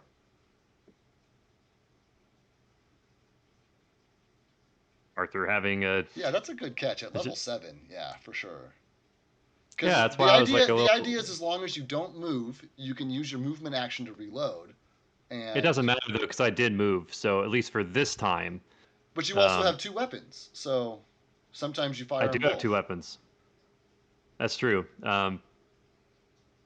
So anyway, just to be clear, battered musket. It's got the slash. Is that 2 shots per round if I don't move? That's 2 shots per round if you don't move. Correct. That okay, might even so be I did 2 shots move per on. Round if you do move. Goddamn. You know what, man? Just take 2 shots. Just take 2 shots. We'll call it a compensation session, and just take 2 shots across the board through this combat, and we'll do the research on the rules later and get it all correct. But just take your second shot. Yeah. It's not meant to be, Dave. I think we can call the break. Well, I'm trying. I'm trying to give Arthur every shot. Haha. Yeah, no, he's doing pretty bad the last couple of rounds. So, but anyway, that is what the character sheet says. Okay. Yeah. If you're stationary, you for sure get 2 shots. If you move, you might still get 2 shots. I need to double check that. Are you done, sir? Oh, he's pretty done. Okay. Then we're going to take our 10-minute break, and we'll come back and finish out this combat, and hopefully everybody will still be alive. How long is the break? 10. Hopefully. 10. 10. Cool. Cool. All right. Bye. Yep.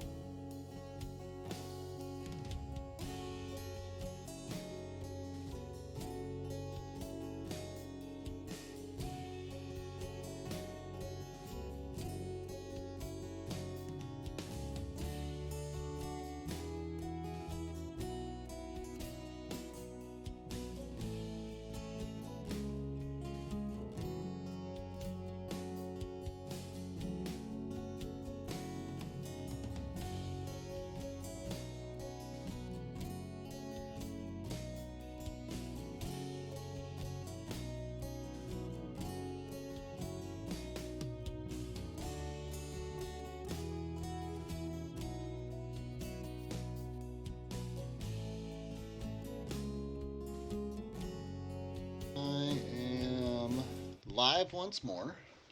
Hello, hello. Hello, hello. And we can start, if Chris is back, we can start with Sigbert back at the top while people filter back in. All right, I am back. Sweet. I'm going to.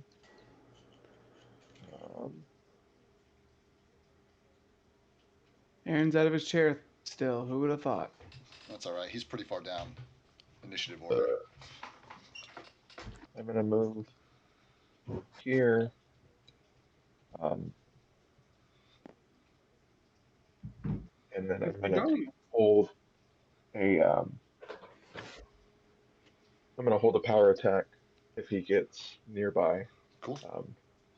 Or lands, and I'm still just having my. I'm gonna still stick my sword back out and point at him. Menacingly. And that will be my turn. All right. Simone and Wilb. Yes. You bros are up. All right, cool. So, Simone.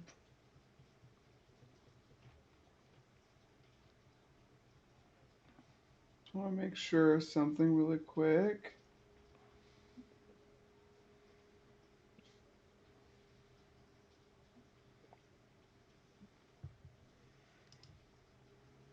Simone is going to use his special quality of lifelink to transfer 10 of his hit points to Will. Nifty gifty. And that's a special quality, so I don't think it acts as a quick. It doesn't take a standard action. Usually it starts right off as a swift, as a standard, as a movement. I'll tell you right now.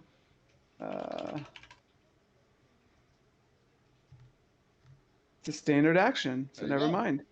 That's what Simone's doing to Wilb, and Wilb's going to then take his attacks. Yeah, of course he is. So first two.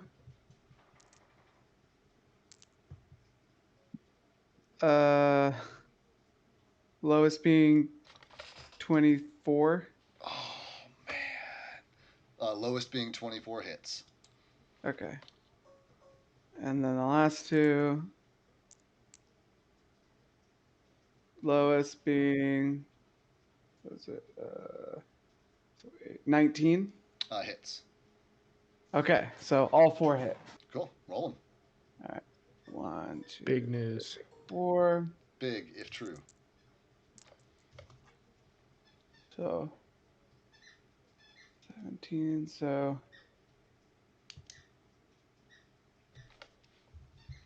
33 damage. We'll bloody him. Yeah, big ripping, big tearing, big wounds.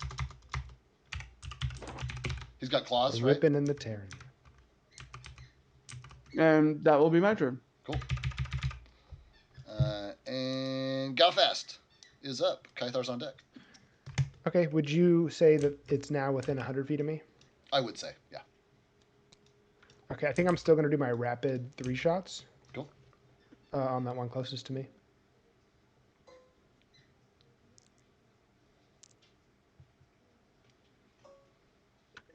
I'm going to roll all 3.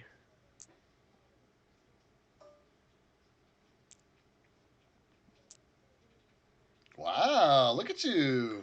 I know. It had to happen eventually. So it's at a +2. So the highest one, I think, hits. Yeah, what's that, at 13? like 20-something. On your second increment. It's at +2, so 15. Misses, and then your 15, what does that turn into? 17. Still just misses. So you get 1. Man, your increments really drop off. You must have like pretty low modifiers for the Well, second and it third is a shots. rapid shot. Oh, because that's there's right. Duh. 3. That's right. Duh. So, okay, so 6. That's 9 damage. That's 9 damage to the bloodied man. Ooh, yeah. I swear, if all 3 of those land, it's going to be big. But until then. No, only one of them landed, but that does bring him to the last 25% of his health. Yeah, so now he is. He's on death's door. I'm sorry. I changed the tag. I just didn't say anything. Galfast is done. All right, Galfast. And that was this one or this one? That Does was Does he do a this one. fly Okay. check if he's on I death's see. door? Oh, thank you for the reminder.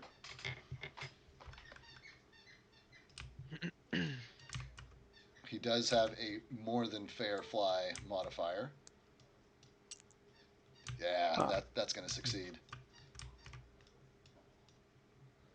But good reminder. Thank you for keeping me honest. I know all those marshals down there. Did he fall? Tell us, DM. Did he fall? Is he on the ground now? Can I hit him? Let me do the thing. That's the only thing I'm good at.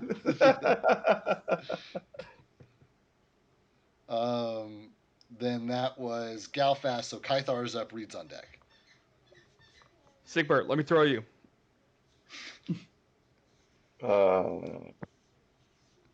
As you look up at this thing 75 feet in the air. 25 feet. I don't think I can throw him that far. I don't know. Fuck. I'm gonna get a rock from the ground and throw it at him. Okay, so make an improvised weapon attack, please. That is a D20 That's plus funny. your strength modifier -4. Nice. Shit. I think that was 6. Okay. 5. A 5 does not hit. As you toss your rock and it gets like 2/3 of the way up to him, then like arcs back down and clatters near Galfast. Well, I tried. I'm gonna hold my power attack. And you really put some oomph into it. You're like, Like shock put. yeah. I just Just pictured the even. rock he got was like comically too big to throw that high. It is like 100-pounder. And it's still It really was impressive that he threw it that high in improvised. the air, but you know, it did. How many times do I have to throw a rock to get it's not improvised? You have to take a feat in it that's called throw anything.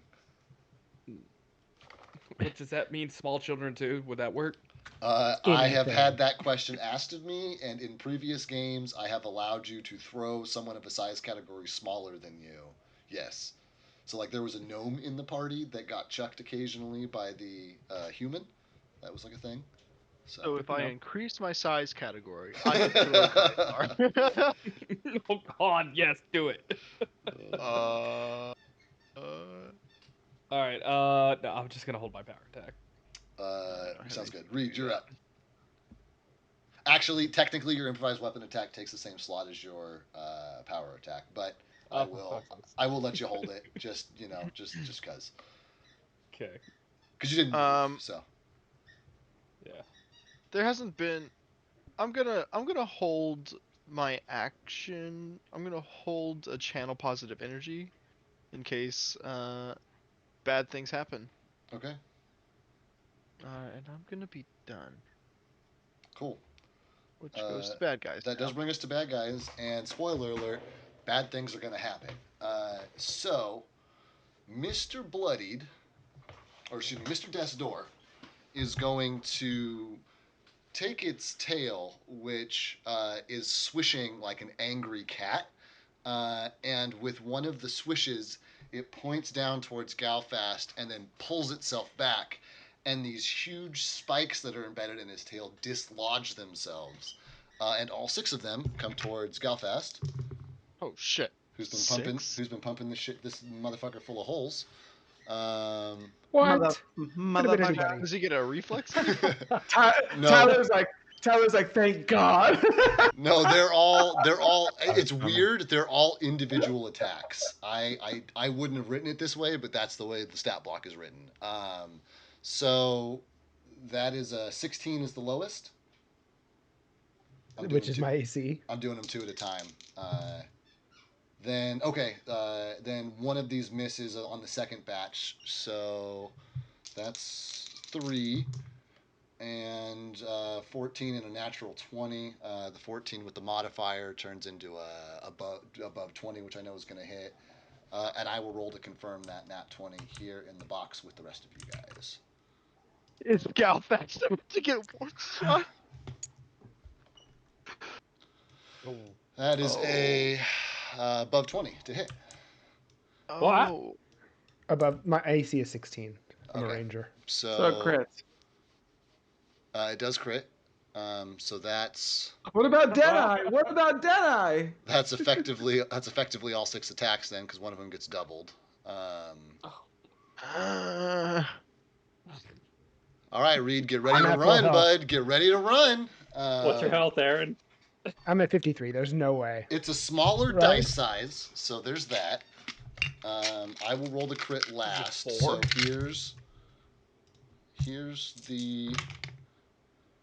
Oh man. Wow, Oh, man, dude, that's- this is I'd gonna love be to hear this that. is gonna be wild. 14, 28. What's the damage reach? Baby Galfast is just an NPC. I don't know. You know, I kind of felt that vibe. No way. That's There's no 40. way. That's 44 damage before the crit. What? Oh my god. Oh my god. And the crit rolled a natural 1, which doubles turns Oh. into 2, and then adds his modifier for only another 9. Wait, 9. That's 43. That's 53. That's 53.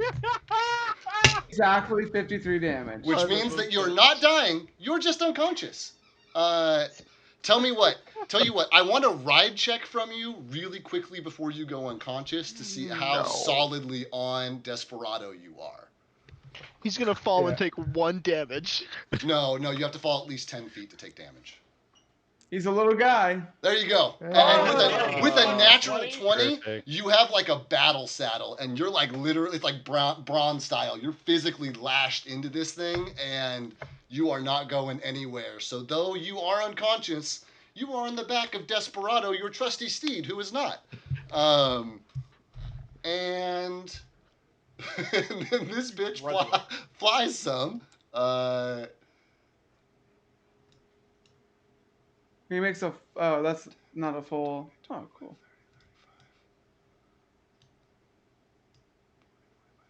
To this point, and stops. This motherfucker is going to. He's going to shift.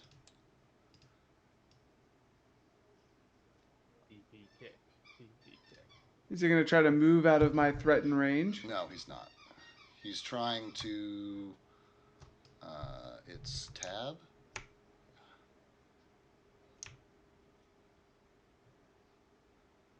No, that's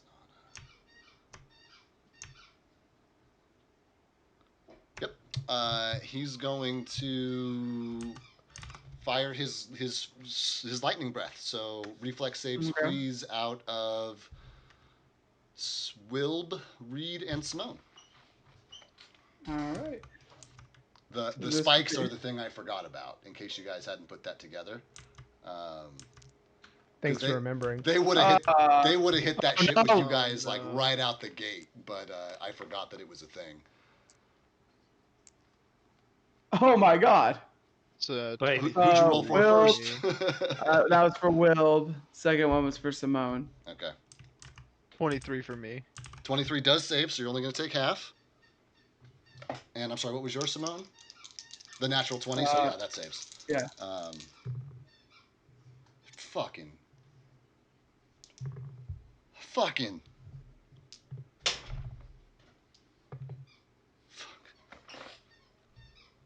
Half damage is gonna be a lot of damage. Half damage How is much? 15 damage. Full damage is 30. Okay. Oh. Wilb is on death's door. Okay. That's it for the bad guys. I held my action to heal in case shit went down. I would say shit's gone down. Would you like to use your action now, sir? Yeah, and Will pills from that too, correct? He's 30 feet in the Isn't- air. What's your range? 30 no, because feet. if you were 30 standing feet. directly underneath him, he'd still be 30 feet away. So he's more than 30 feet away now. Ah, shit. And so am I think. Okay. I didn't hold any movement, so. Now, if you can pop it now, or you can save it for when you can move on your next round. Yeah, I suppose I could do that. Looks like you popped it. Yeah. Rolling 8. dice That's makes it. things real. All right. Who heals right? Me Atesk, and Simone. Kythar, Simone, and himself. And Oh, maybe okay. Sigbert? 5, 10, 15, 20, and Sigbert.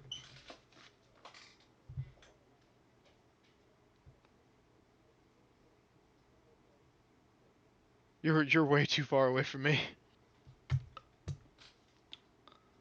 And I'll be You know done. what? Actually,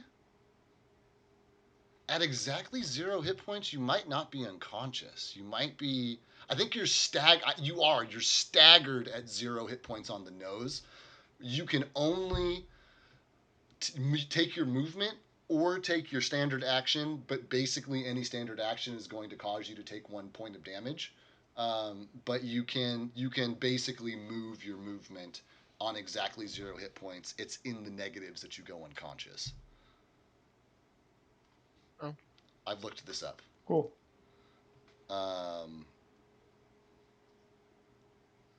Okay, Reed. So you popped your healing.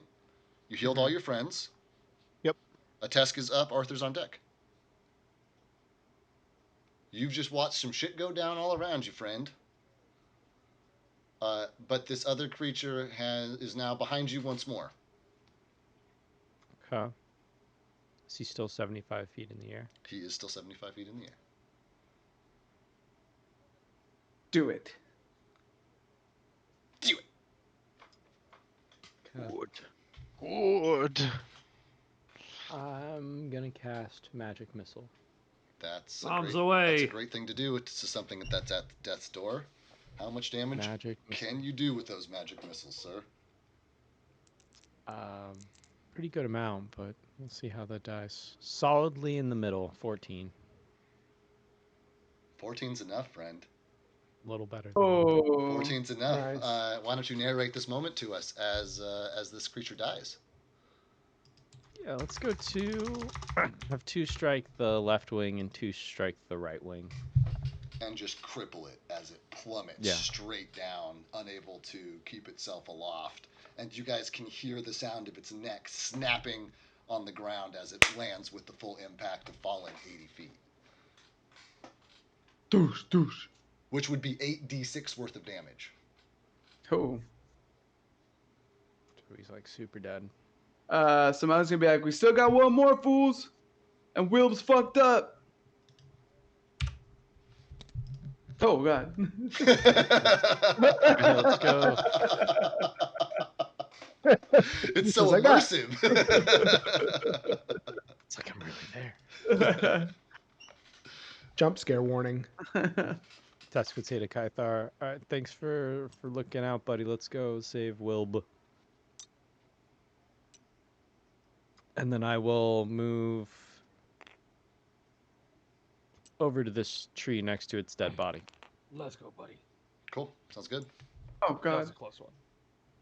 He starts kicking it. Yeah, I finally got my hit. and that'll be the end of my turn. Okay, great. Then Arthur is up. You can move and take 2 shots. For this Roger combat, that. I've decided that's just the way we're going to play it until I can look this up. Okay. For 5, and then 30. Correct. Then 1, 2. You're in your 60-foot range increment. Yeah, because he's only 30 off the ground. Correct. So it's between 40 and 80. He's I have definitely one more 80. than 40 feet away from you. Yeah. Okay, we'll go 80. You want me to do the 2 hit rolls first? Yes, please roll your 2 hit rolls first and roll them in order because you have different modifiers. Right. Oh, nice. Oh, nice. Roll to Oh. confirm that bad boy and then roll your second attack. Ooh. No, because I gotta get 20. No, you just have to beat his touch. His touch. No, he's not, because he's not within 30. He's got to beat the regular. Oh, AC. not 30. Okay, it's got to be the regular. So, How much? so that's fair. It's still going to land a standard attack regardless. So roll your second attack to hit.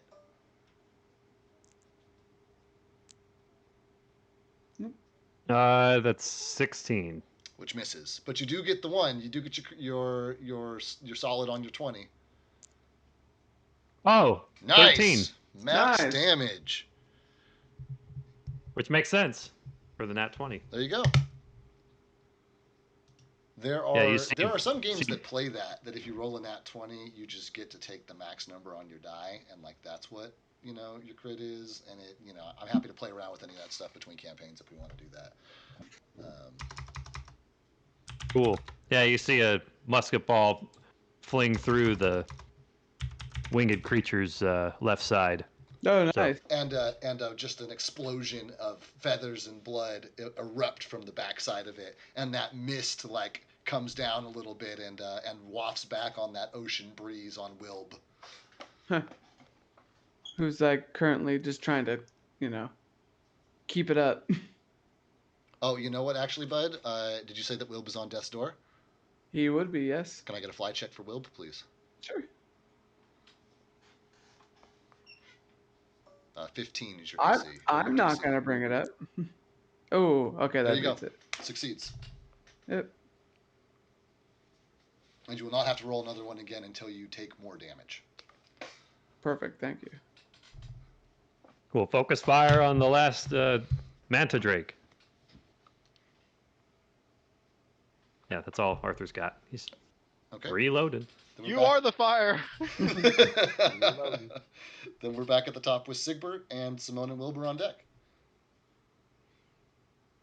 Sigbert is going to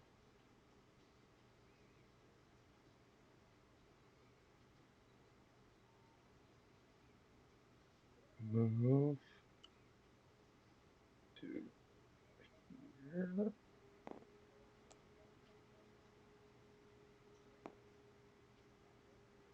Then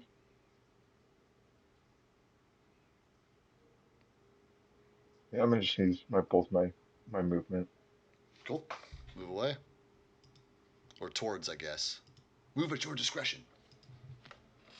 To right there. Okay. Love it. And then that'll be my turn. Simone and Wilb, Galfast, you are on deck with your single action. Plus a swift. Simone. Okay.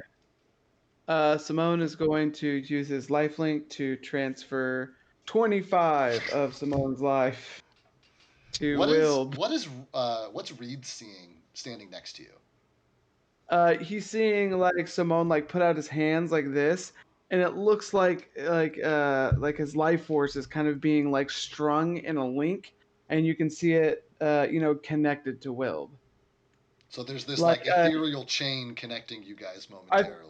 Yeah, and what I think how Reed would interpret it is like me channeling my positive energy into Wilb. That's the like vibe. my own- That's the vibe he's getting off of it. Is channel positive. Yeah, I would say with his like my positive energy through Wilb, if that makes sense. I think I that's didn't know how you we could do that. Oh, it will, fool. Oh, does it feel good? I got you. I'm okay right now, fool. It's okay. You gotta save those, fool. Man, you guys are so much more durable with a fucking healer. I know. And Wilb is going to make its attacks. Beat him up. Yeah. All right. Lowest being a natural 20. Both are gonna hit. Okay.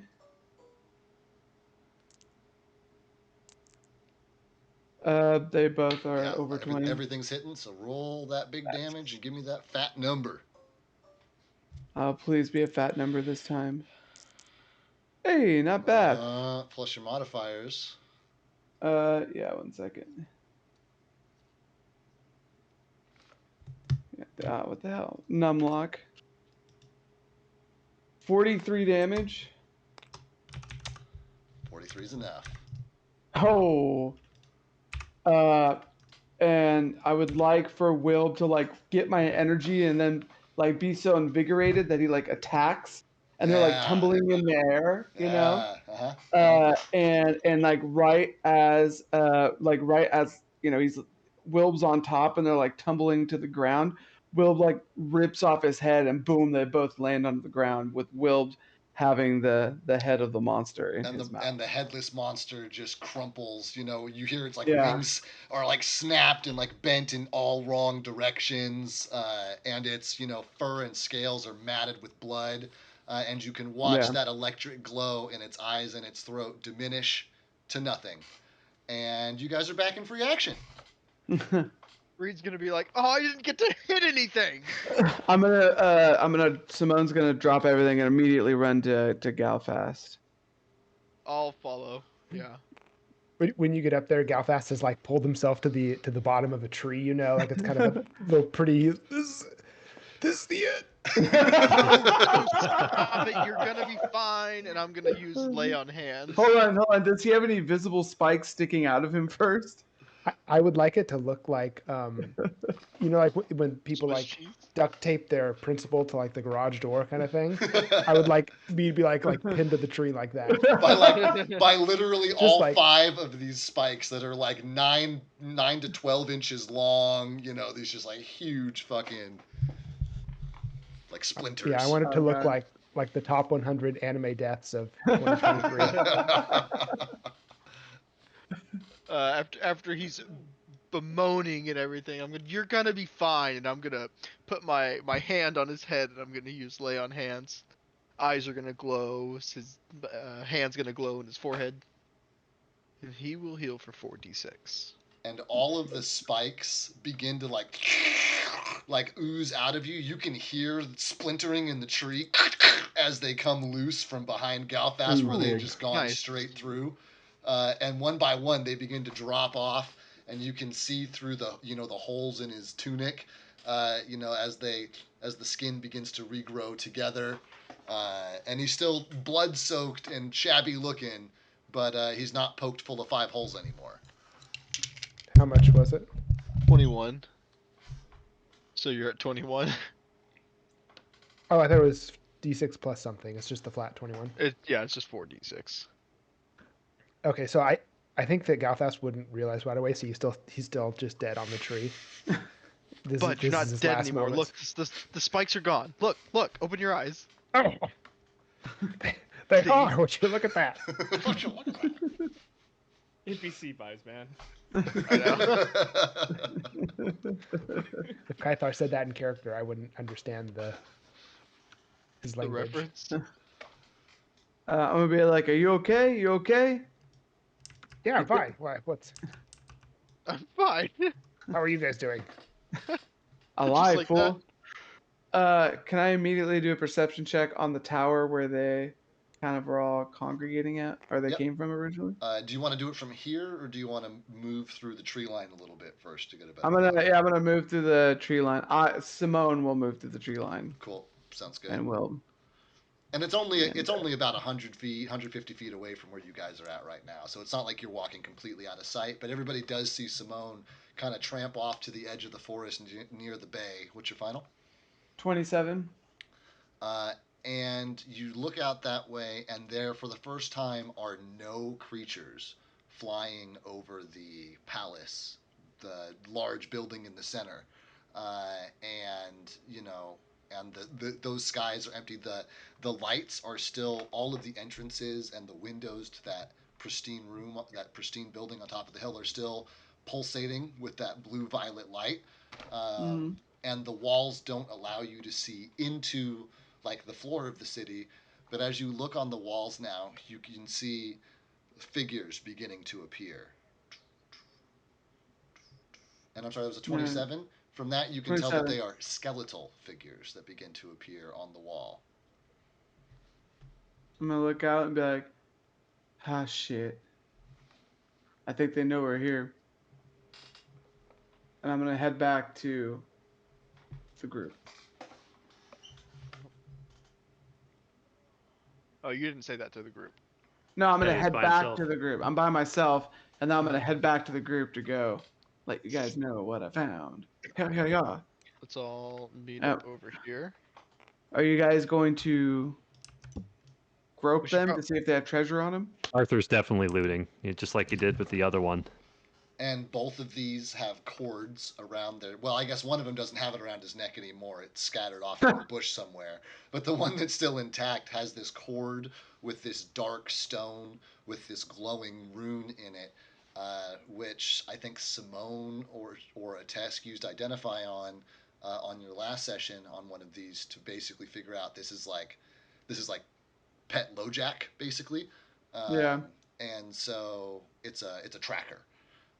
Besides that, these things don't have any like pouches on them. They have these like long feathers, and if you are,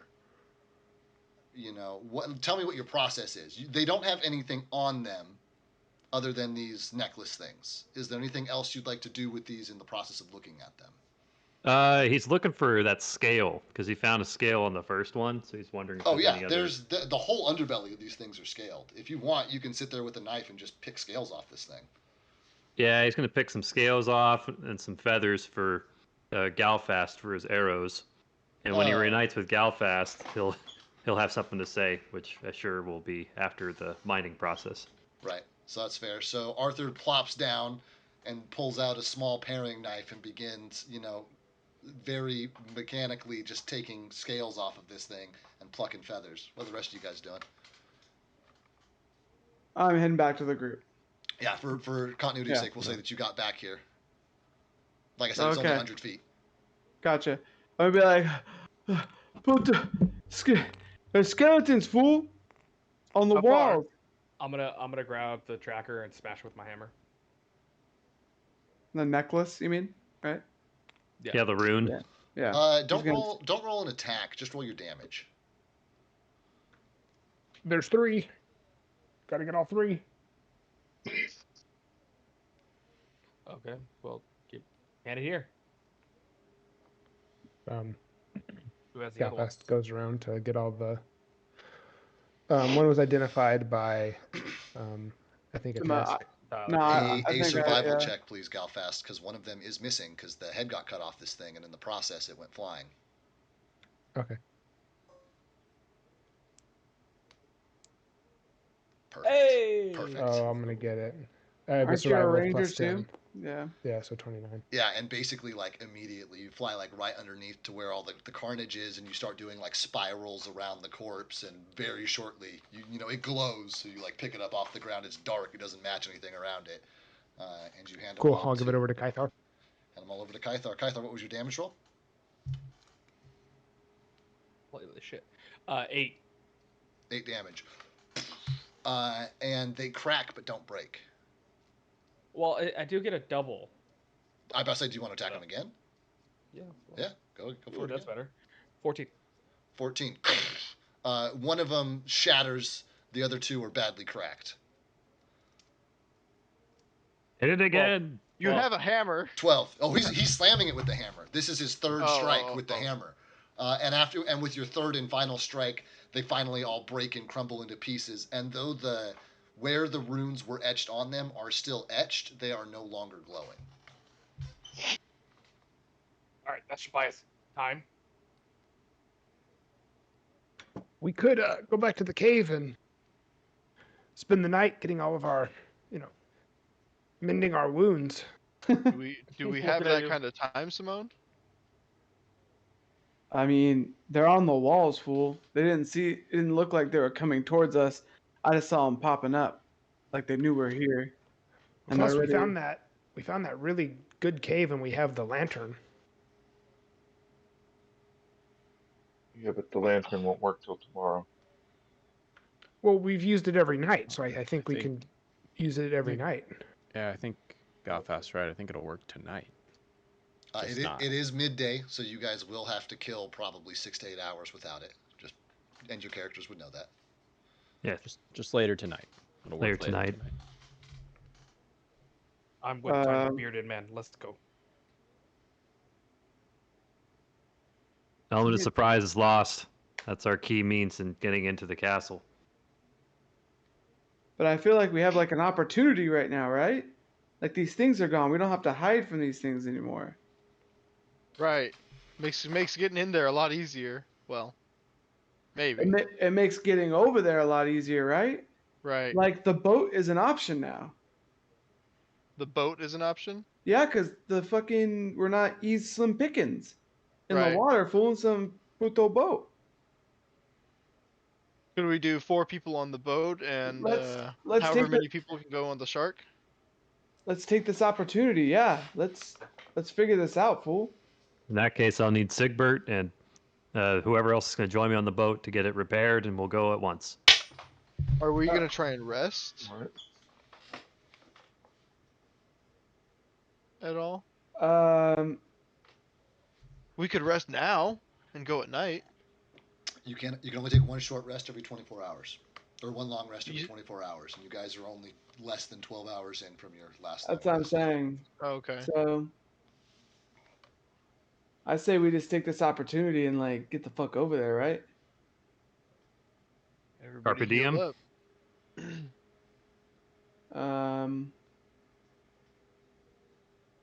Okay. What do you guys David, think? quick question about how far back was the cave that we found? It was on the other side of the hill, so probably like 7 or so miles. Like you guys had to march for a little while to get back to this point. Okay, thanks. I only have 2 more uses of lay on hands, which means I have 1 more use of channel positive energy. I don't know what class abilities you guys have, but some stuff recharges on short rests, some recharge on long rests. Might be worth looking at. I think channel positive energy is a long rest. Yeah, I mean, if we're I'll look. all right, we can. I can use my bow. I can do that one more time. So make it go all gravity.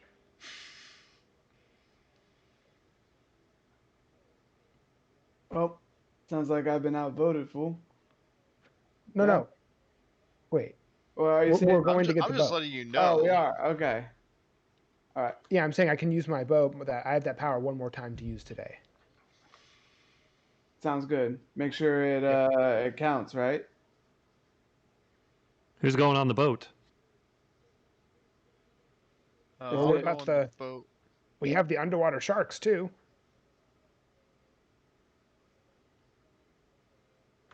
David, in this time, I do want my character to. I want to look for a good place I can park Desperado, like somewhere behind the bushes, maybe behind, like if there's a small cavern or inlet in a mountain. Sounds good. How far out do you want to go? Because the rocky alcove that you guys were hiding from the patrols in would be a great place to do that. There's just a fucking corpse there now. I'm trying to find it, David. I can't find anything on. I don't know whether or not it's a short or a long rest. Okay, well, it should be in your class info somewhere. And I'm gonna take like 10, 15 minutes to do a lap somewhere where there isn't dead bodies. Okay. Sounds good. I could do like a survival or something. That's probably a quarter mile range. I'm just trying to get an idea in my head on the map how far out you're going. Yeah. So go ahead and roll me a survival, please.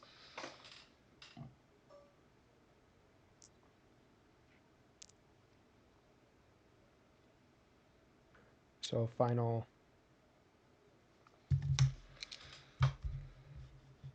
13.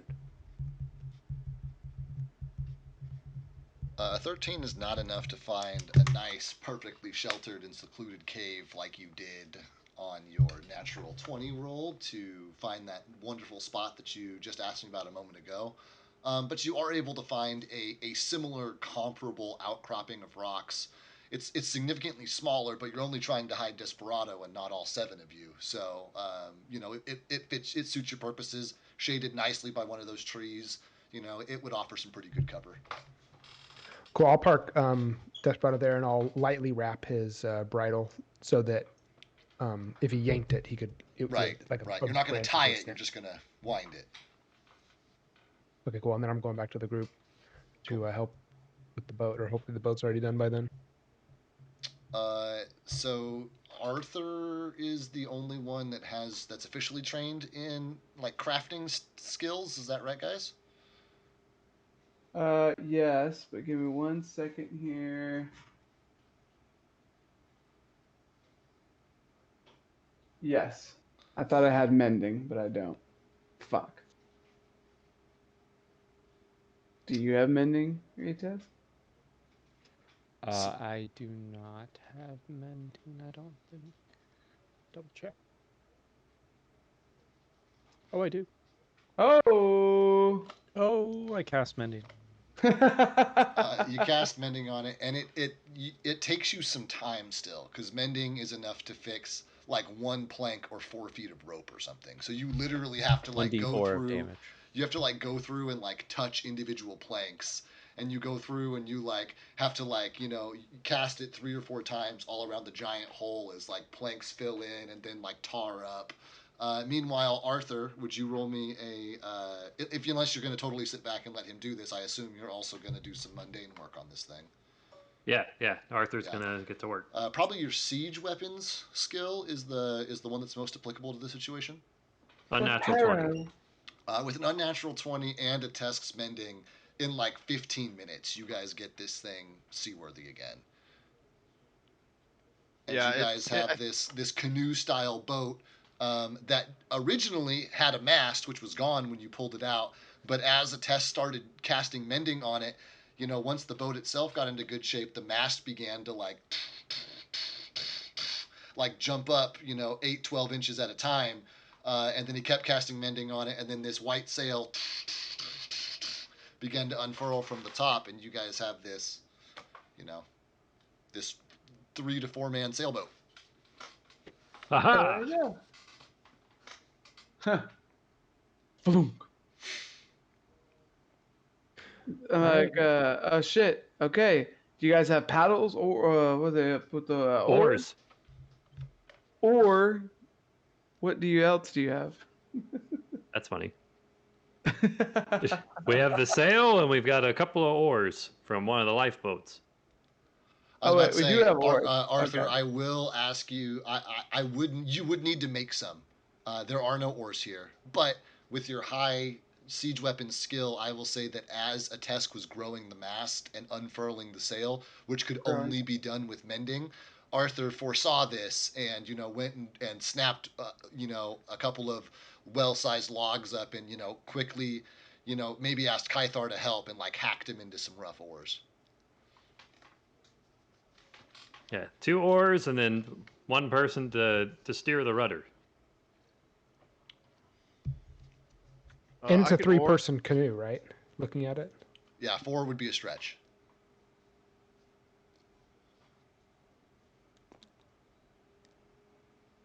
I can oar. So so 3 people are gonna go across, and then 2 people are gonna ride it back. We're doing one at a time. I was also planning to fucking summon the shark. And We can do. Yeah, I'll take a shark. And plus, we can stay near the surface now because those putos aren't flying at us anymore. Alright, One so shark, please. I'm gonna go to the shore. I'm gonna de-summon Will. Yep. I'm gonna get some restful. And then I'm gonna summon a shark. All of a sudden, you see like a whirlpool appear inside the ocean, and then out comes like a shark, and it just kind of flows into the water. And then I'm gonna command it to come up. I'm gonna throw a rope around it, so we can have something to hold on to. Yep. I'm gonna wade out with it. And essentially, how I'm gonna be doing it is I'm gonna have the rope under my left arm, above his dorsal fin, the big shark thing. Yeah, everyone yeah. identifies Yeah. sharks. Yeah. So I'm gonna be on top of him, like riding him on top, so that I can still keep like my head above water. I can like lift up and like get some air and go back down. Right. Yeah. So whoever wants to join me on that, I guess. I think another person or maybe I was about 3, to say, but you can probably fit 2 if you're trying to stay to where everybody can get air.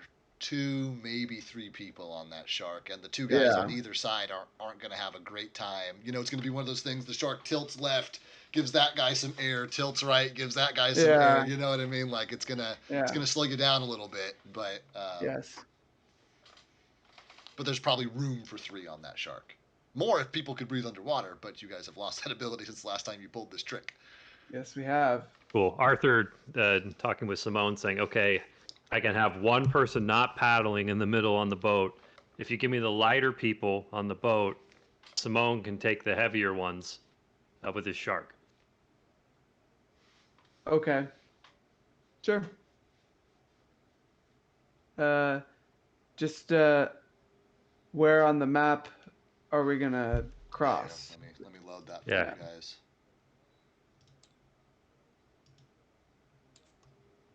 Yeah, if we gotta get a rally point. I gotta load the object in again. Give me just a moment. I really should just save it. Damn it. And there's 7 of us, right? So 7. Yeah. 6 people can travel at one time. So we're leaving Well, one behind? No. 4 will go with the boat, and 3 will go with the shark. Ah. Oh, okay. We'll just have the lighter people in the boat. And I was thinking of. So actually, I want to be like, hey, let's go to the tree line, fool. Let's take a look. And so I'm gonna start heading to the tree line. Sounds good. On the way. And then once we get there, I'd like to see, is there anything we can see? Oh yeah, you can absolutely see. So nothing else has changed, and I will kind of reiterate this to you guys. The closer you get to the bridge that led to the gatehouse, at its narrowest point, right next to that bridge, it was a quarter mile. As you get farther away from it, it extends up to a maximum width of a full mile out here. Where the water's its widest. You guys have been spending basically all your time around the red dot, a little bit farther inside. You guys have been spending all your time like here, like not very far around anything. And on the other side of the water, so the water is crystal clear. There's like bits and pieces of debris and like pieces of sunken ship, but nothing substantial on this side of the water. On the other side, where all the boats are, is where the big sailing ships were, and the skeletons were coming out of the water, and it was the whole thing. Across the way is a like rocky outcropping where there's not like an obvious place to land, and it up from there is where the wall starts, and then the wall goes up. But you guys have a very narrow field of view from where you guys are at. But the water here is between a quarter and half a mile across. I was thinking we take the quarter route, which will bring you guys pretty close to the gatehouse. Or sorry, I meant like right here. Let's see. How do I? Here, let me lock this. Yeah, I'm I just was trying thinking to. like right here. Right here? Okay. Yeah. Yeah. Is that just a bunch of rocks? Yeah. You guys don't know. You guys literally have never walked around the lake, looked at this from any other angle. You have no idea. So we need to explore. All right. Well, then let's walk up the beach then for right now. We'll stay with the boat then? Yeah, we're gonna have to try to find a better spot, fool. I mean, we can give the boat a trial run, so we can sail along the shore while the people that are going to take the shark can walk. How far is it to get out to shore? Are there like waves that are crashing in? No, and the waves crash the other direction. They crash up against the city side. The water Okay. and the waters are pretty calm in this bay because it's a bay. All right. Well, Arthur, you want to steer for us, and we'll row? Cool. Who's Yeah, with? do it. So Reed, myself. I'll go. I should go. Okay, hop in. Careful. Watch your steps. So Reed, Kythar, Arthur, and Atesk are squeezing Probably into this boat. the slenderest of us, just like squeezed between the like mass that is me and Kythar. It's a tight fit, but I'll make it. All right, hold on. And you guys are staying close to the eastern shore, correct? Yeah, Eastern Shore. We're making sure this thing is. I mean, we know it's seaworthy. We're demonstrating it while we're trying to get a better view. You know, Arthur, as a Navy man, this is an uncomfortably heavy load. The boat is sitting way lower on the water than it should be, and like it would not take like there's a matter of inches between the top of your boat on the outside and where the water starts. You're afloat, but just barely. Could we have, no offense to the crew, could we have one of the lighter folks get in?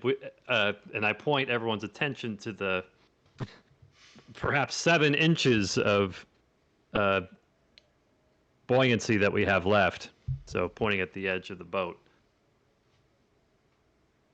Are you saying that small fool? Yes. Wow, you're on the shore, which is really funny because you could see it even better. I was like, oh yeah, you guys are hella leaning, fool. I know Kythar leans one way to fart, and the whole boat tips. Whoa! I'm gonna be like, Reed, let's go, fool.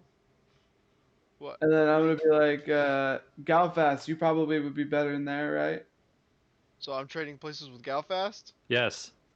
I don't do so good in the water, but okay. Well, fortunately, you just have to hold on to a rope, fool. And right now we're just looking for a landing place. We're just doing like a trial run. Yeah, trial run. We're trying to get a better spot, and hopefully we'll get a ideal place to land. Because right now, we don't want to land over here. And Arthur's going to point over here. We're going to try and see what's over here. Okay. Hey, David, I'm gonna tie the rope around my ankle just in case. You're gonna give yourself a fucking Like a boogie board strap. Yeah. Yep. Oh, that's funny. The shark's getting weighed down. The shark starts drowning. I know. Cut him loose. Cut him loose. Hanging upside down with a knife. Oh man! Yeah. I'll remind you, I'm not that thick.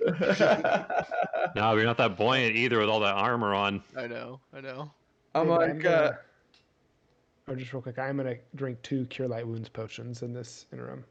Okay. Sounds And then good. it looks like we're gonna practice sailing with a slightly lighter person. I'm telling Reed that he has to take off his armor. Well, that's a given. Oh, okay. Good. Start taking it off. I'm gonna do it. Do do do. What are we rolling for, Aaron? Do do do. The 2 health potions. Oh, there you go. Yeah, and you do buy yourself another 6 to 8 inches by swapping Reed for Galfast. And it's All still right, it's still a heavy load, but it's not quite as precarious as you were with your other personnel. This would not be.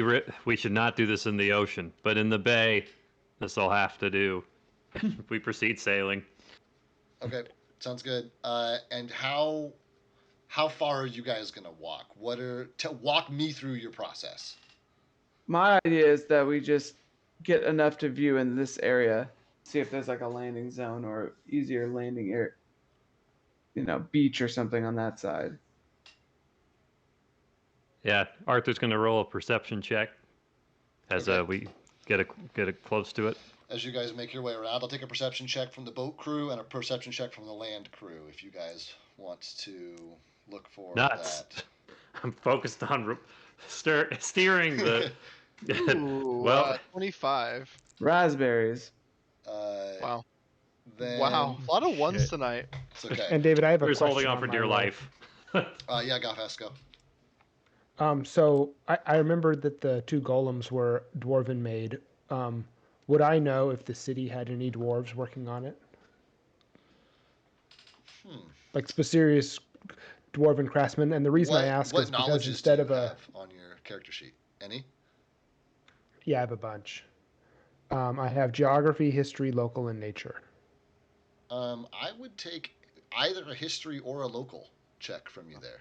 Okay, and the reason I ask, because if so, I'd like to notice an unusual stonework around the base. I know that sometimes dwarves build other entrances. Maybe I see some markings. Yeah. So you said nature or what? No, I said local or history. Okay, I'm gonna do local. A +5.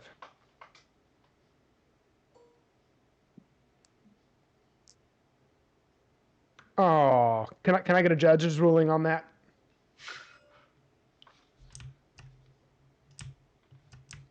Well, the game called it at 5, so Yeah, I Shit, saw that it was bummer. right on the cusp there. That 10. was, tell you what. We'll take the rules. We'll do for that what I would do in real life if a dice was cocked, and you can re-roll it. I'm not just going to give you the 18, but you can re-roll it. Hey, 21 Okay. 21. for local. So you are looking at this for dwarven signs of craftsmanship, and you don't see many or anything that specifically calls out dwarven, and that is in part because none of the walls are in good shape anymore. Like they're literally crumbling piles of stone at this point. You can't even make out individual bricks except for in patches as you go along. But and I will. I saw there were some other rolls out there as well. So this is just kind of group info for those of you who rolled like 19 and 20 and stuff. okay. So Reed and Simone can see on the other shore a perfect spot to land, somewhere that is specifically got, and this is where the stonework will come in, has got stone steps cut into it. There's a crumbling wall behind it set into this cliffside, and there's not a proper dock, but there is a platform leading to a large stone archway with a heavy door on it, which is closed, and I even have a little visual representation for you guys.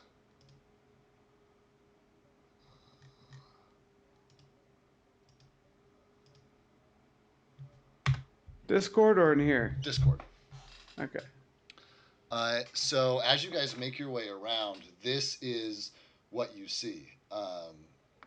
There's Whoa. these like crumbling ruins, but there's like an obvious like doorway with steps leading up to it, just like set into basically the back side of the city, with a very obvious door that Galfast is looking at is definitely dwarven made. And what was your final, Galfast? For the local or for the knowledge or for notice unusual stonework? For the stonework. It hasn't been rolled, so I'll tell you right now. Okay, it's gonna be. It's a +14, so Oh, geez. 24. And this 3. whole entryway with the still has some runes intact along the edge, and some they're not words, it's not pictographs, they're it's like a style of molding, or like a like seeing a Celtic knot embossed in a building somewhere.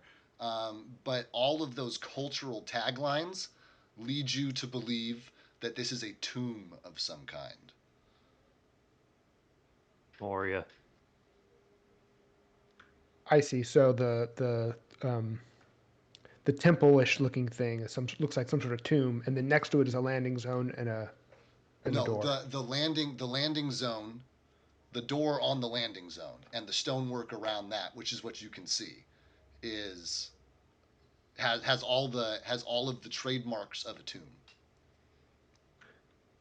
Okay, got it. A dwarven tomb. Yeah, designed in the dwarven style. Yeah, But still a place to land. correct, 100%.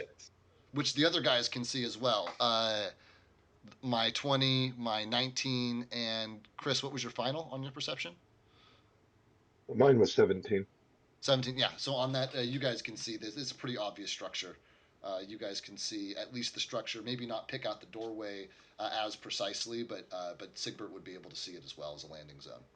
As long as the landing zone will be out there, fool. Perfect. We can sleep in the tomb. You don't know it's Nobody a knows it's a tomb. Let's say, what are you talking about, fool? I was just kidding. Oh, all right. Very Well, cool. let's go. We're on our way. And I'm gonna hook up to the shark, and we're gonna make our way downtown, walking fast, faces passing, and homebound. I'm gonna tie my knot to my ankle, and I'm gonna look at the shark and go, "Don't lose me." It can't turn its neck. It's a shark. I'm like, no, no, no. I'm like, I'm next to its head. I'm like looking at him, like, "Don't lose me."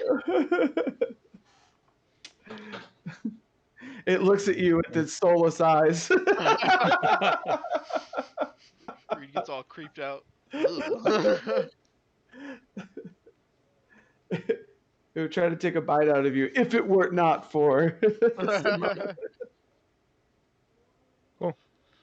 So then I don't need any checks out of anybody because those of you that are in a boat are in a boat. Those of you that are riding the shark are riding a shark that you can literally control, so it can slow down or speed up at your leisure. I will say that as you guys make your way across, and and the walls grow closer to you, as you're still sailing off the back here, you can see at this point multiple dozens of skeletal figures that have lined up along this stretch of the wall. And Is where are that- we landing? Yeah. You guys are landing back here. So we'll Okay. have a minute before they get to us. Well, do they look like they see us? Or are they like mobilizing towards us, or are they just like standing there? They're just standing on the wall and they don't have eyes, so you can't tell where they're looking. Well, they can't look. They don't have Fair. eyes. What are they seeing? I Can't know. have sex with bones. I mean, I tried. And with that, I think this is going to be, if you guys are all in agreement that you're moving towards this point, this doorway that you see, then I Yep. think this is as good a point as any to have you guys make your way across. Both the shark and the ship land, and you guys will unload in front of this doorway on the peninsula at the base of the ruined city of Isolde at the beginning of our next session. Cool. I am Cool. excited for the next session.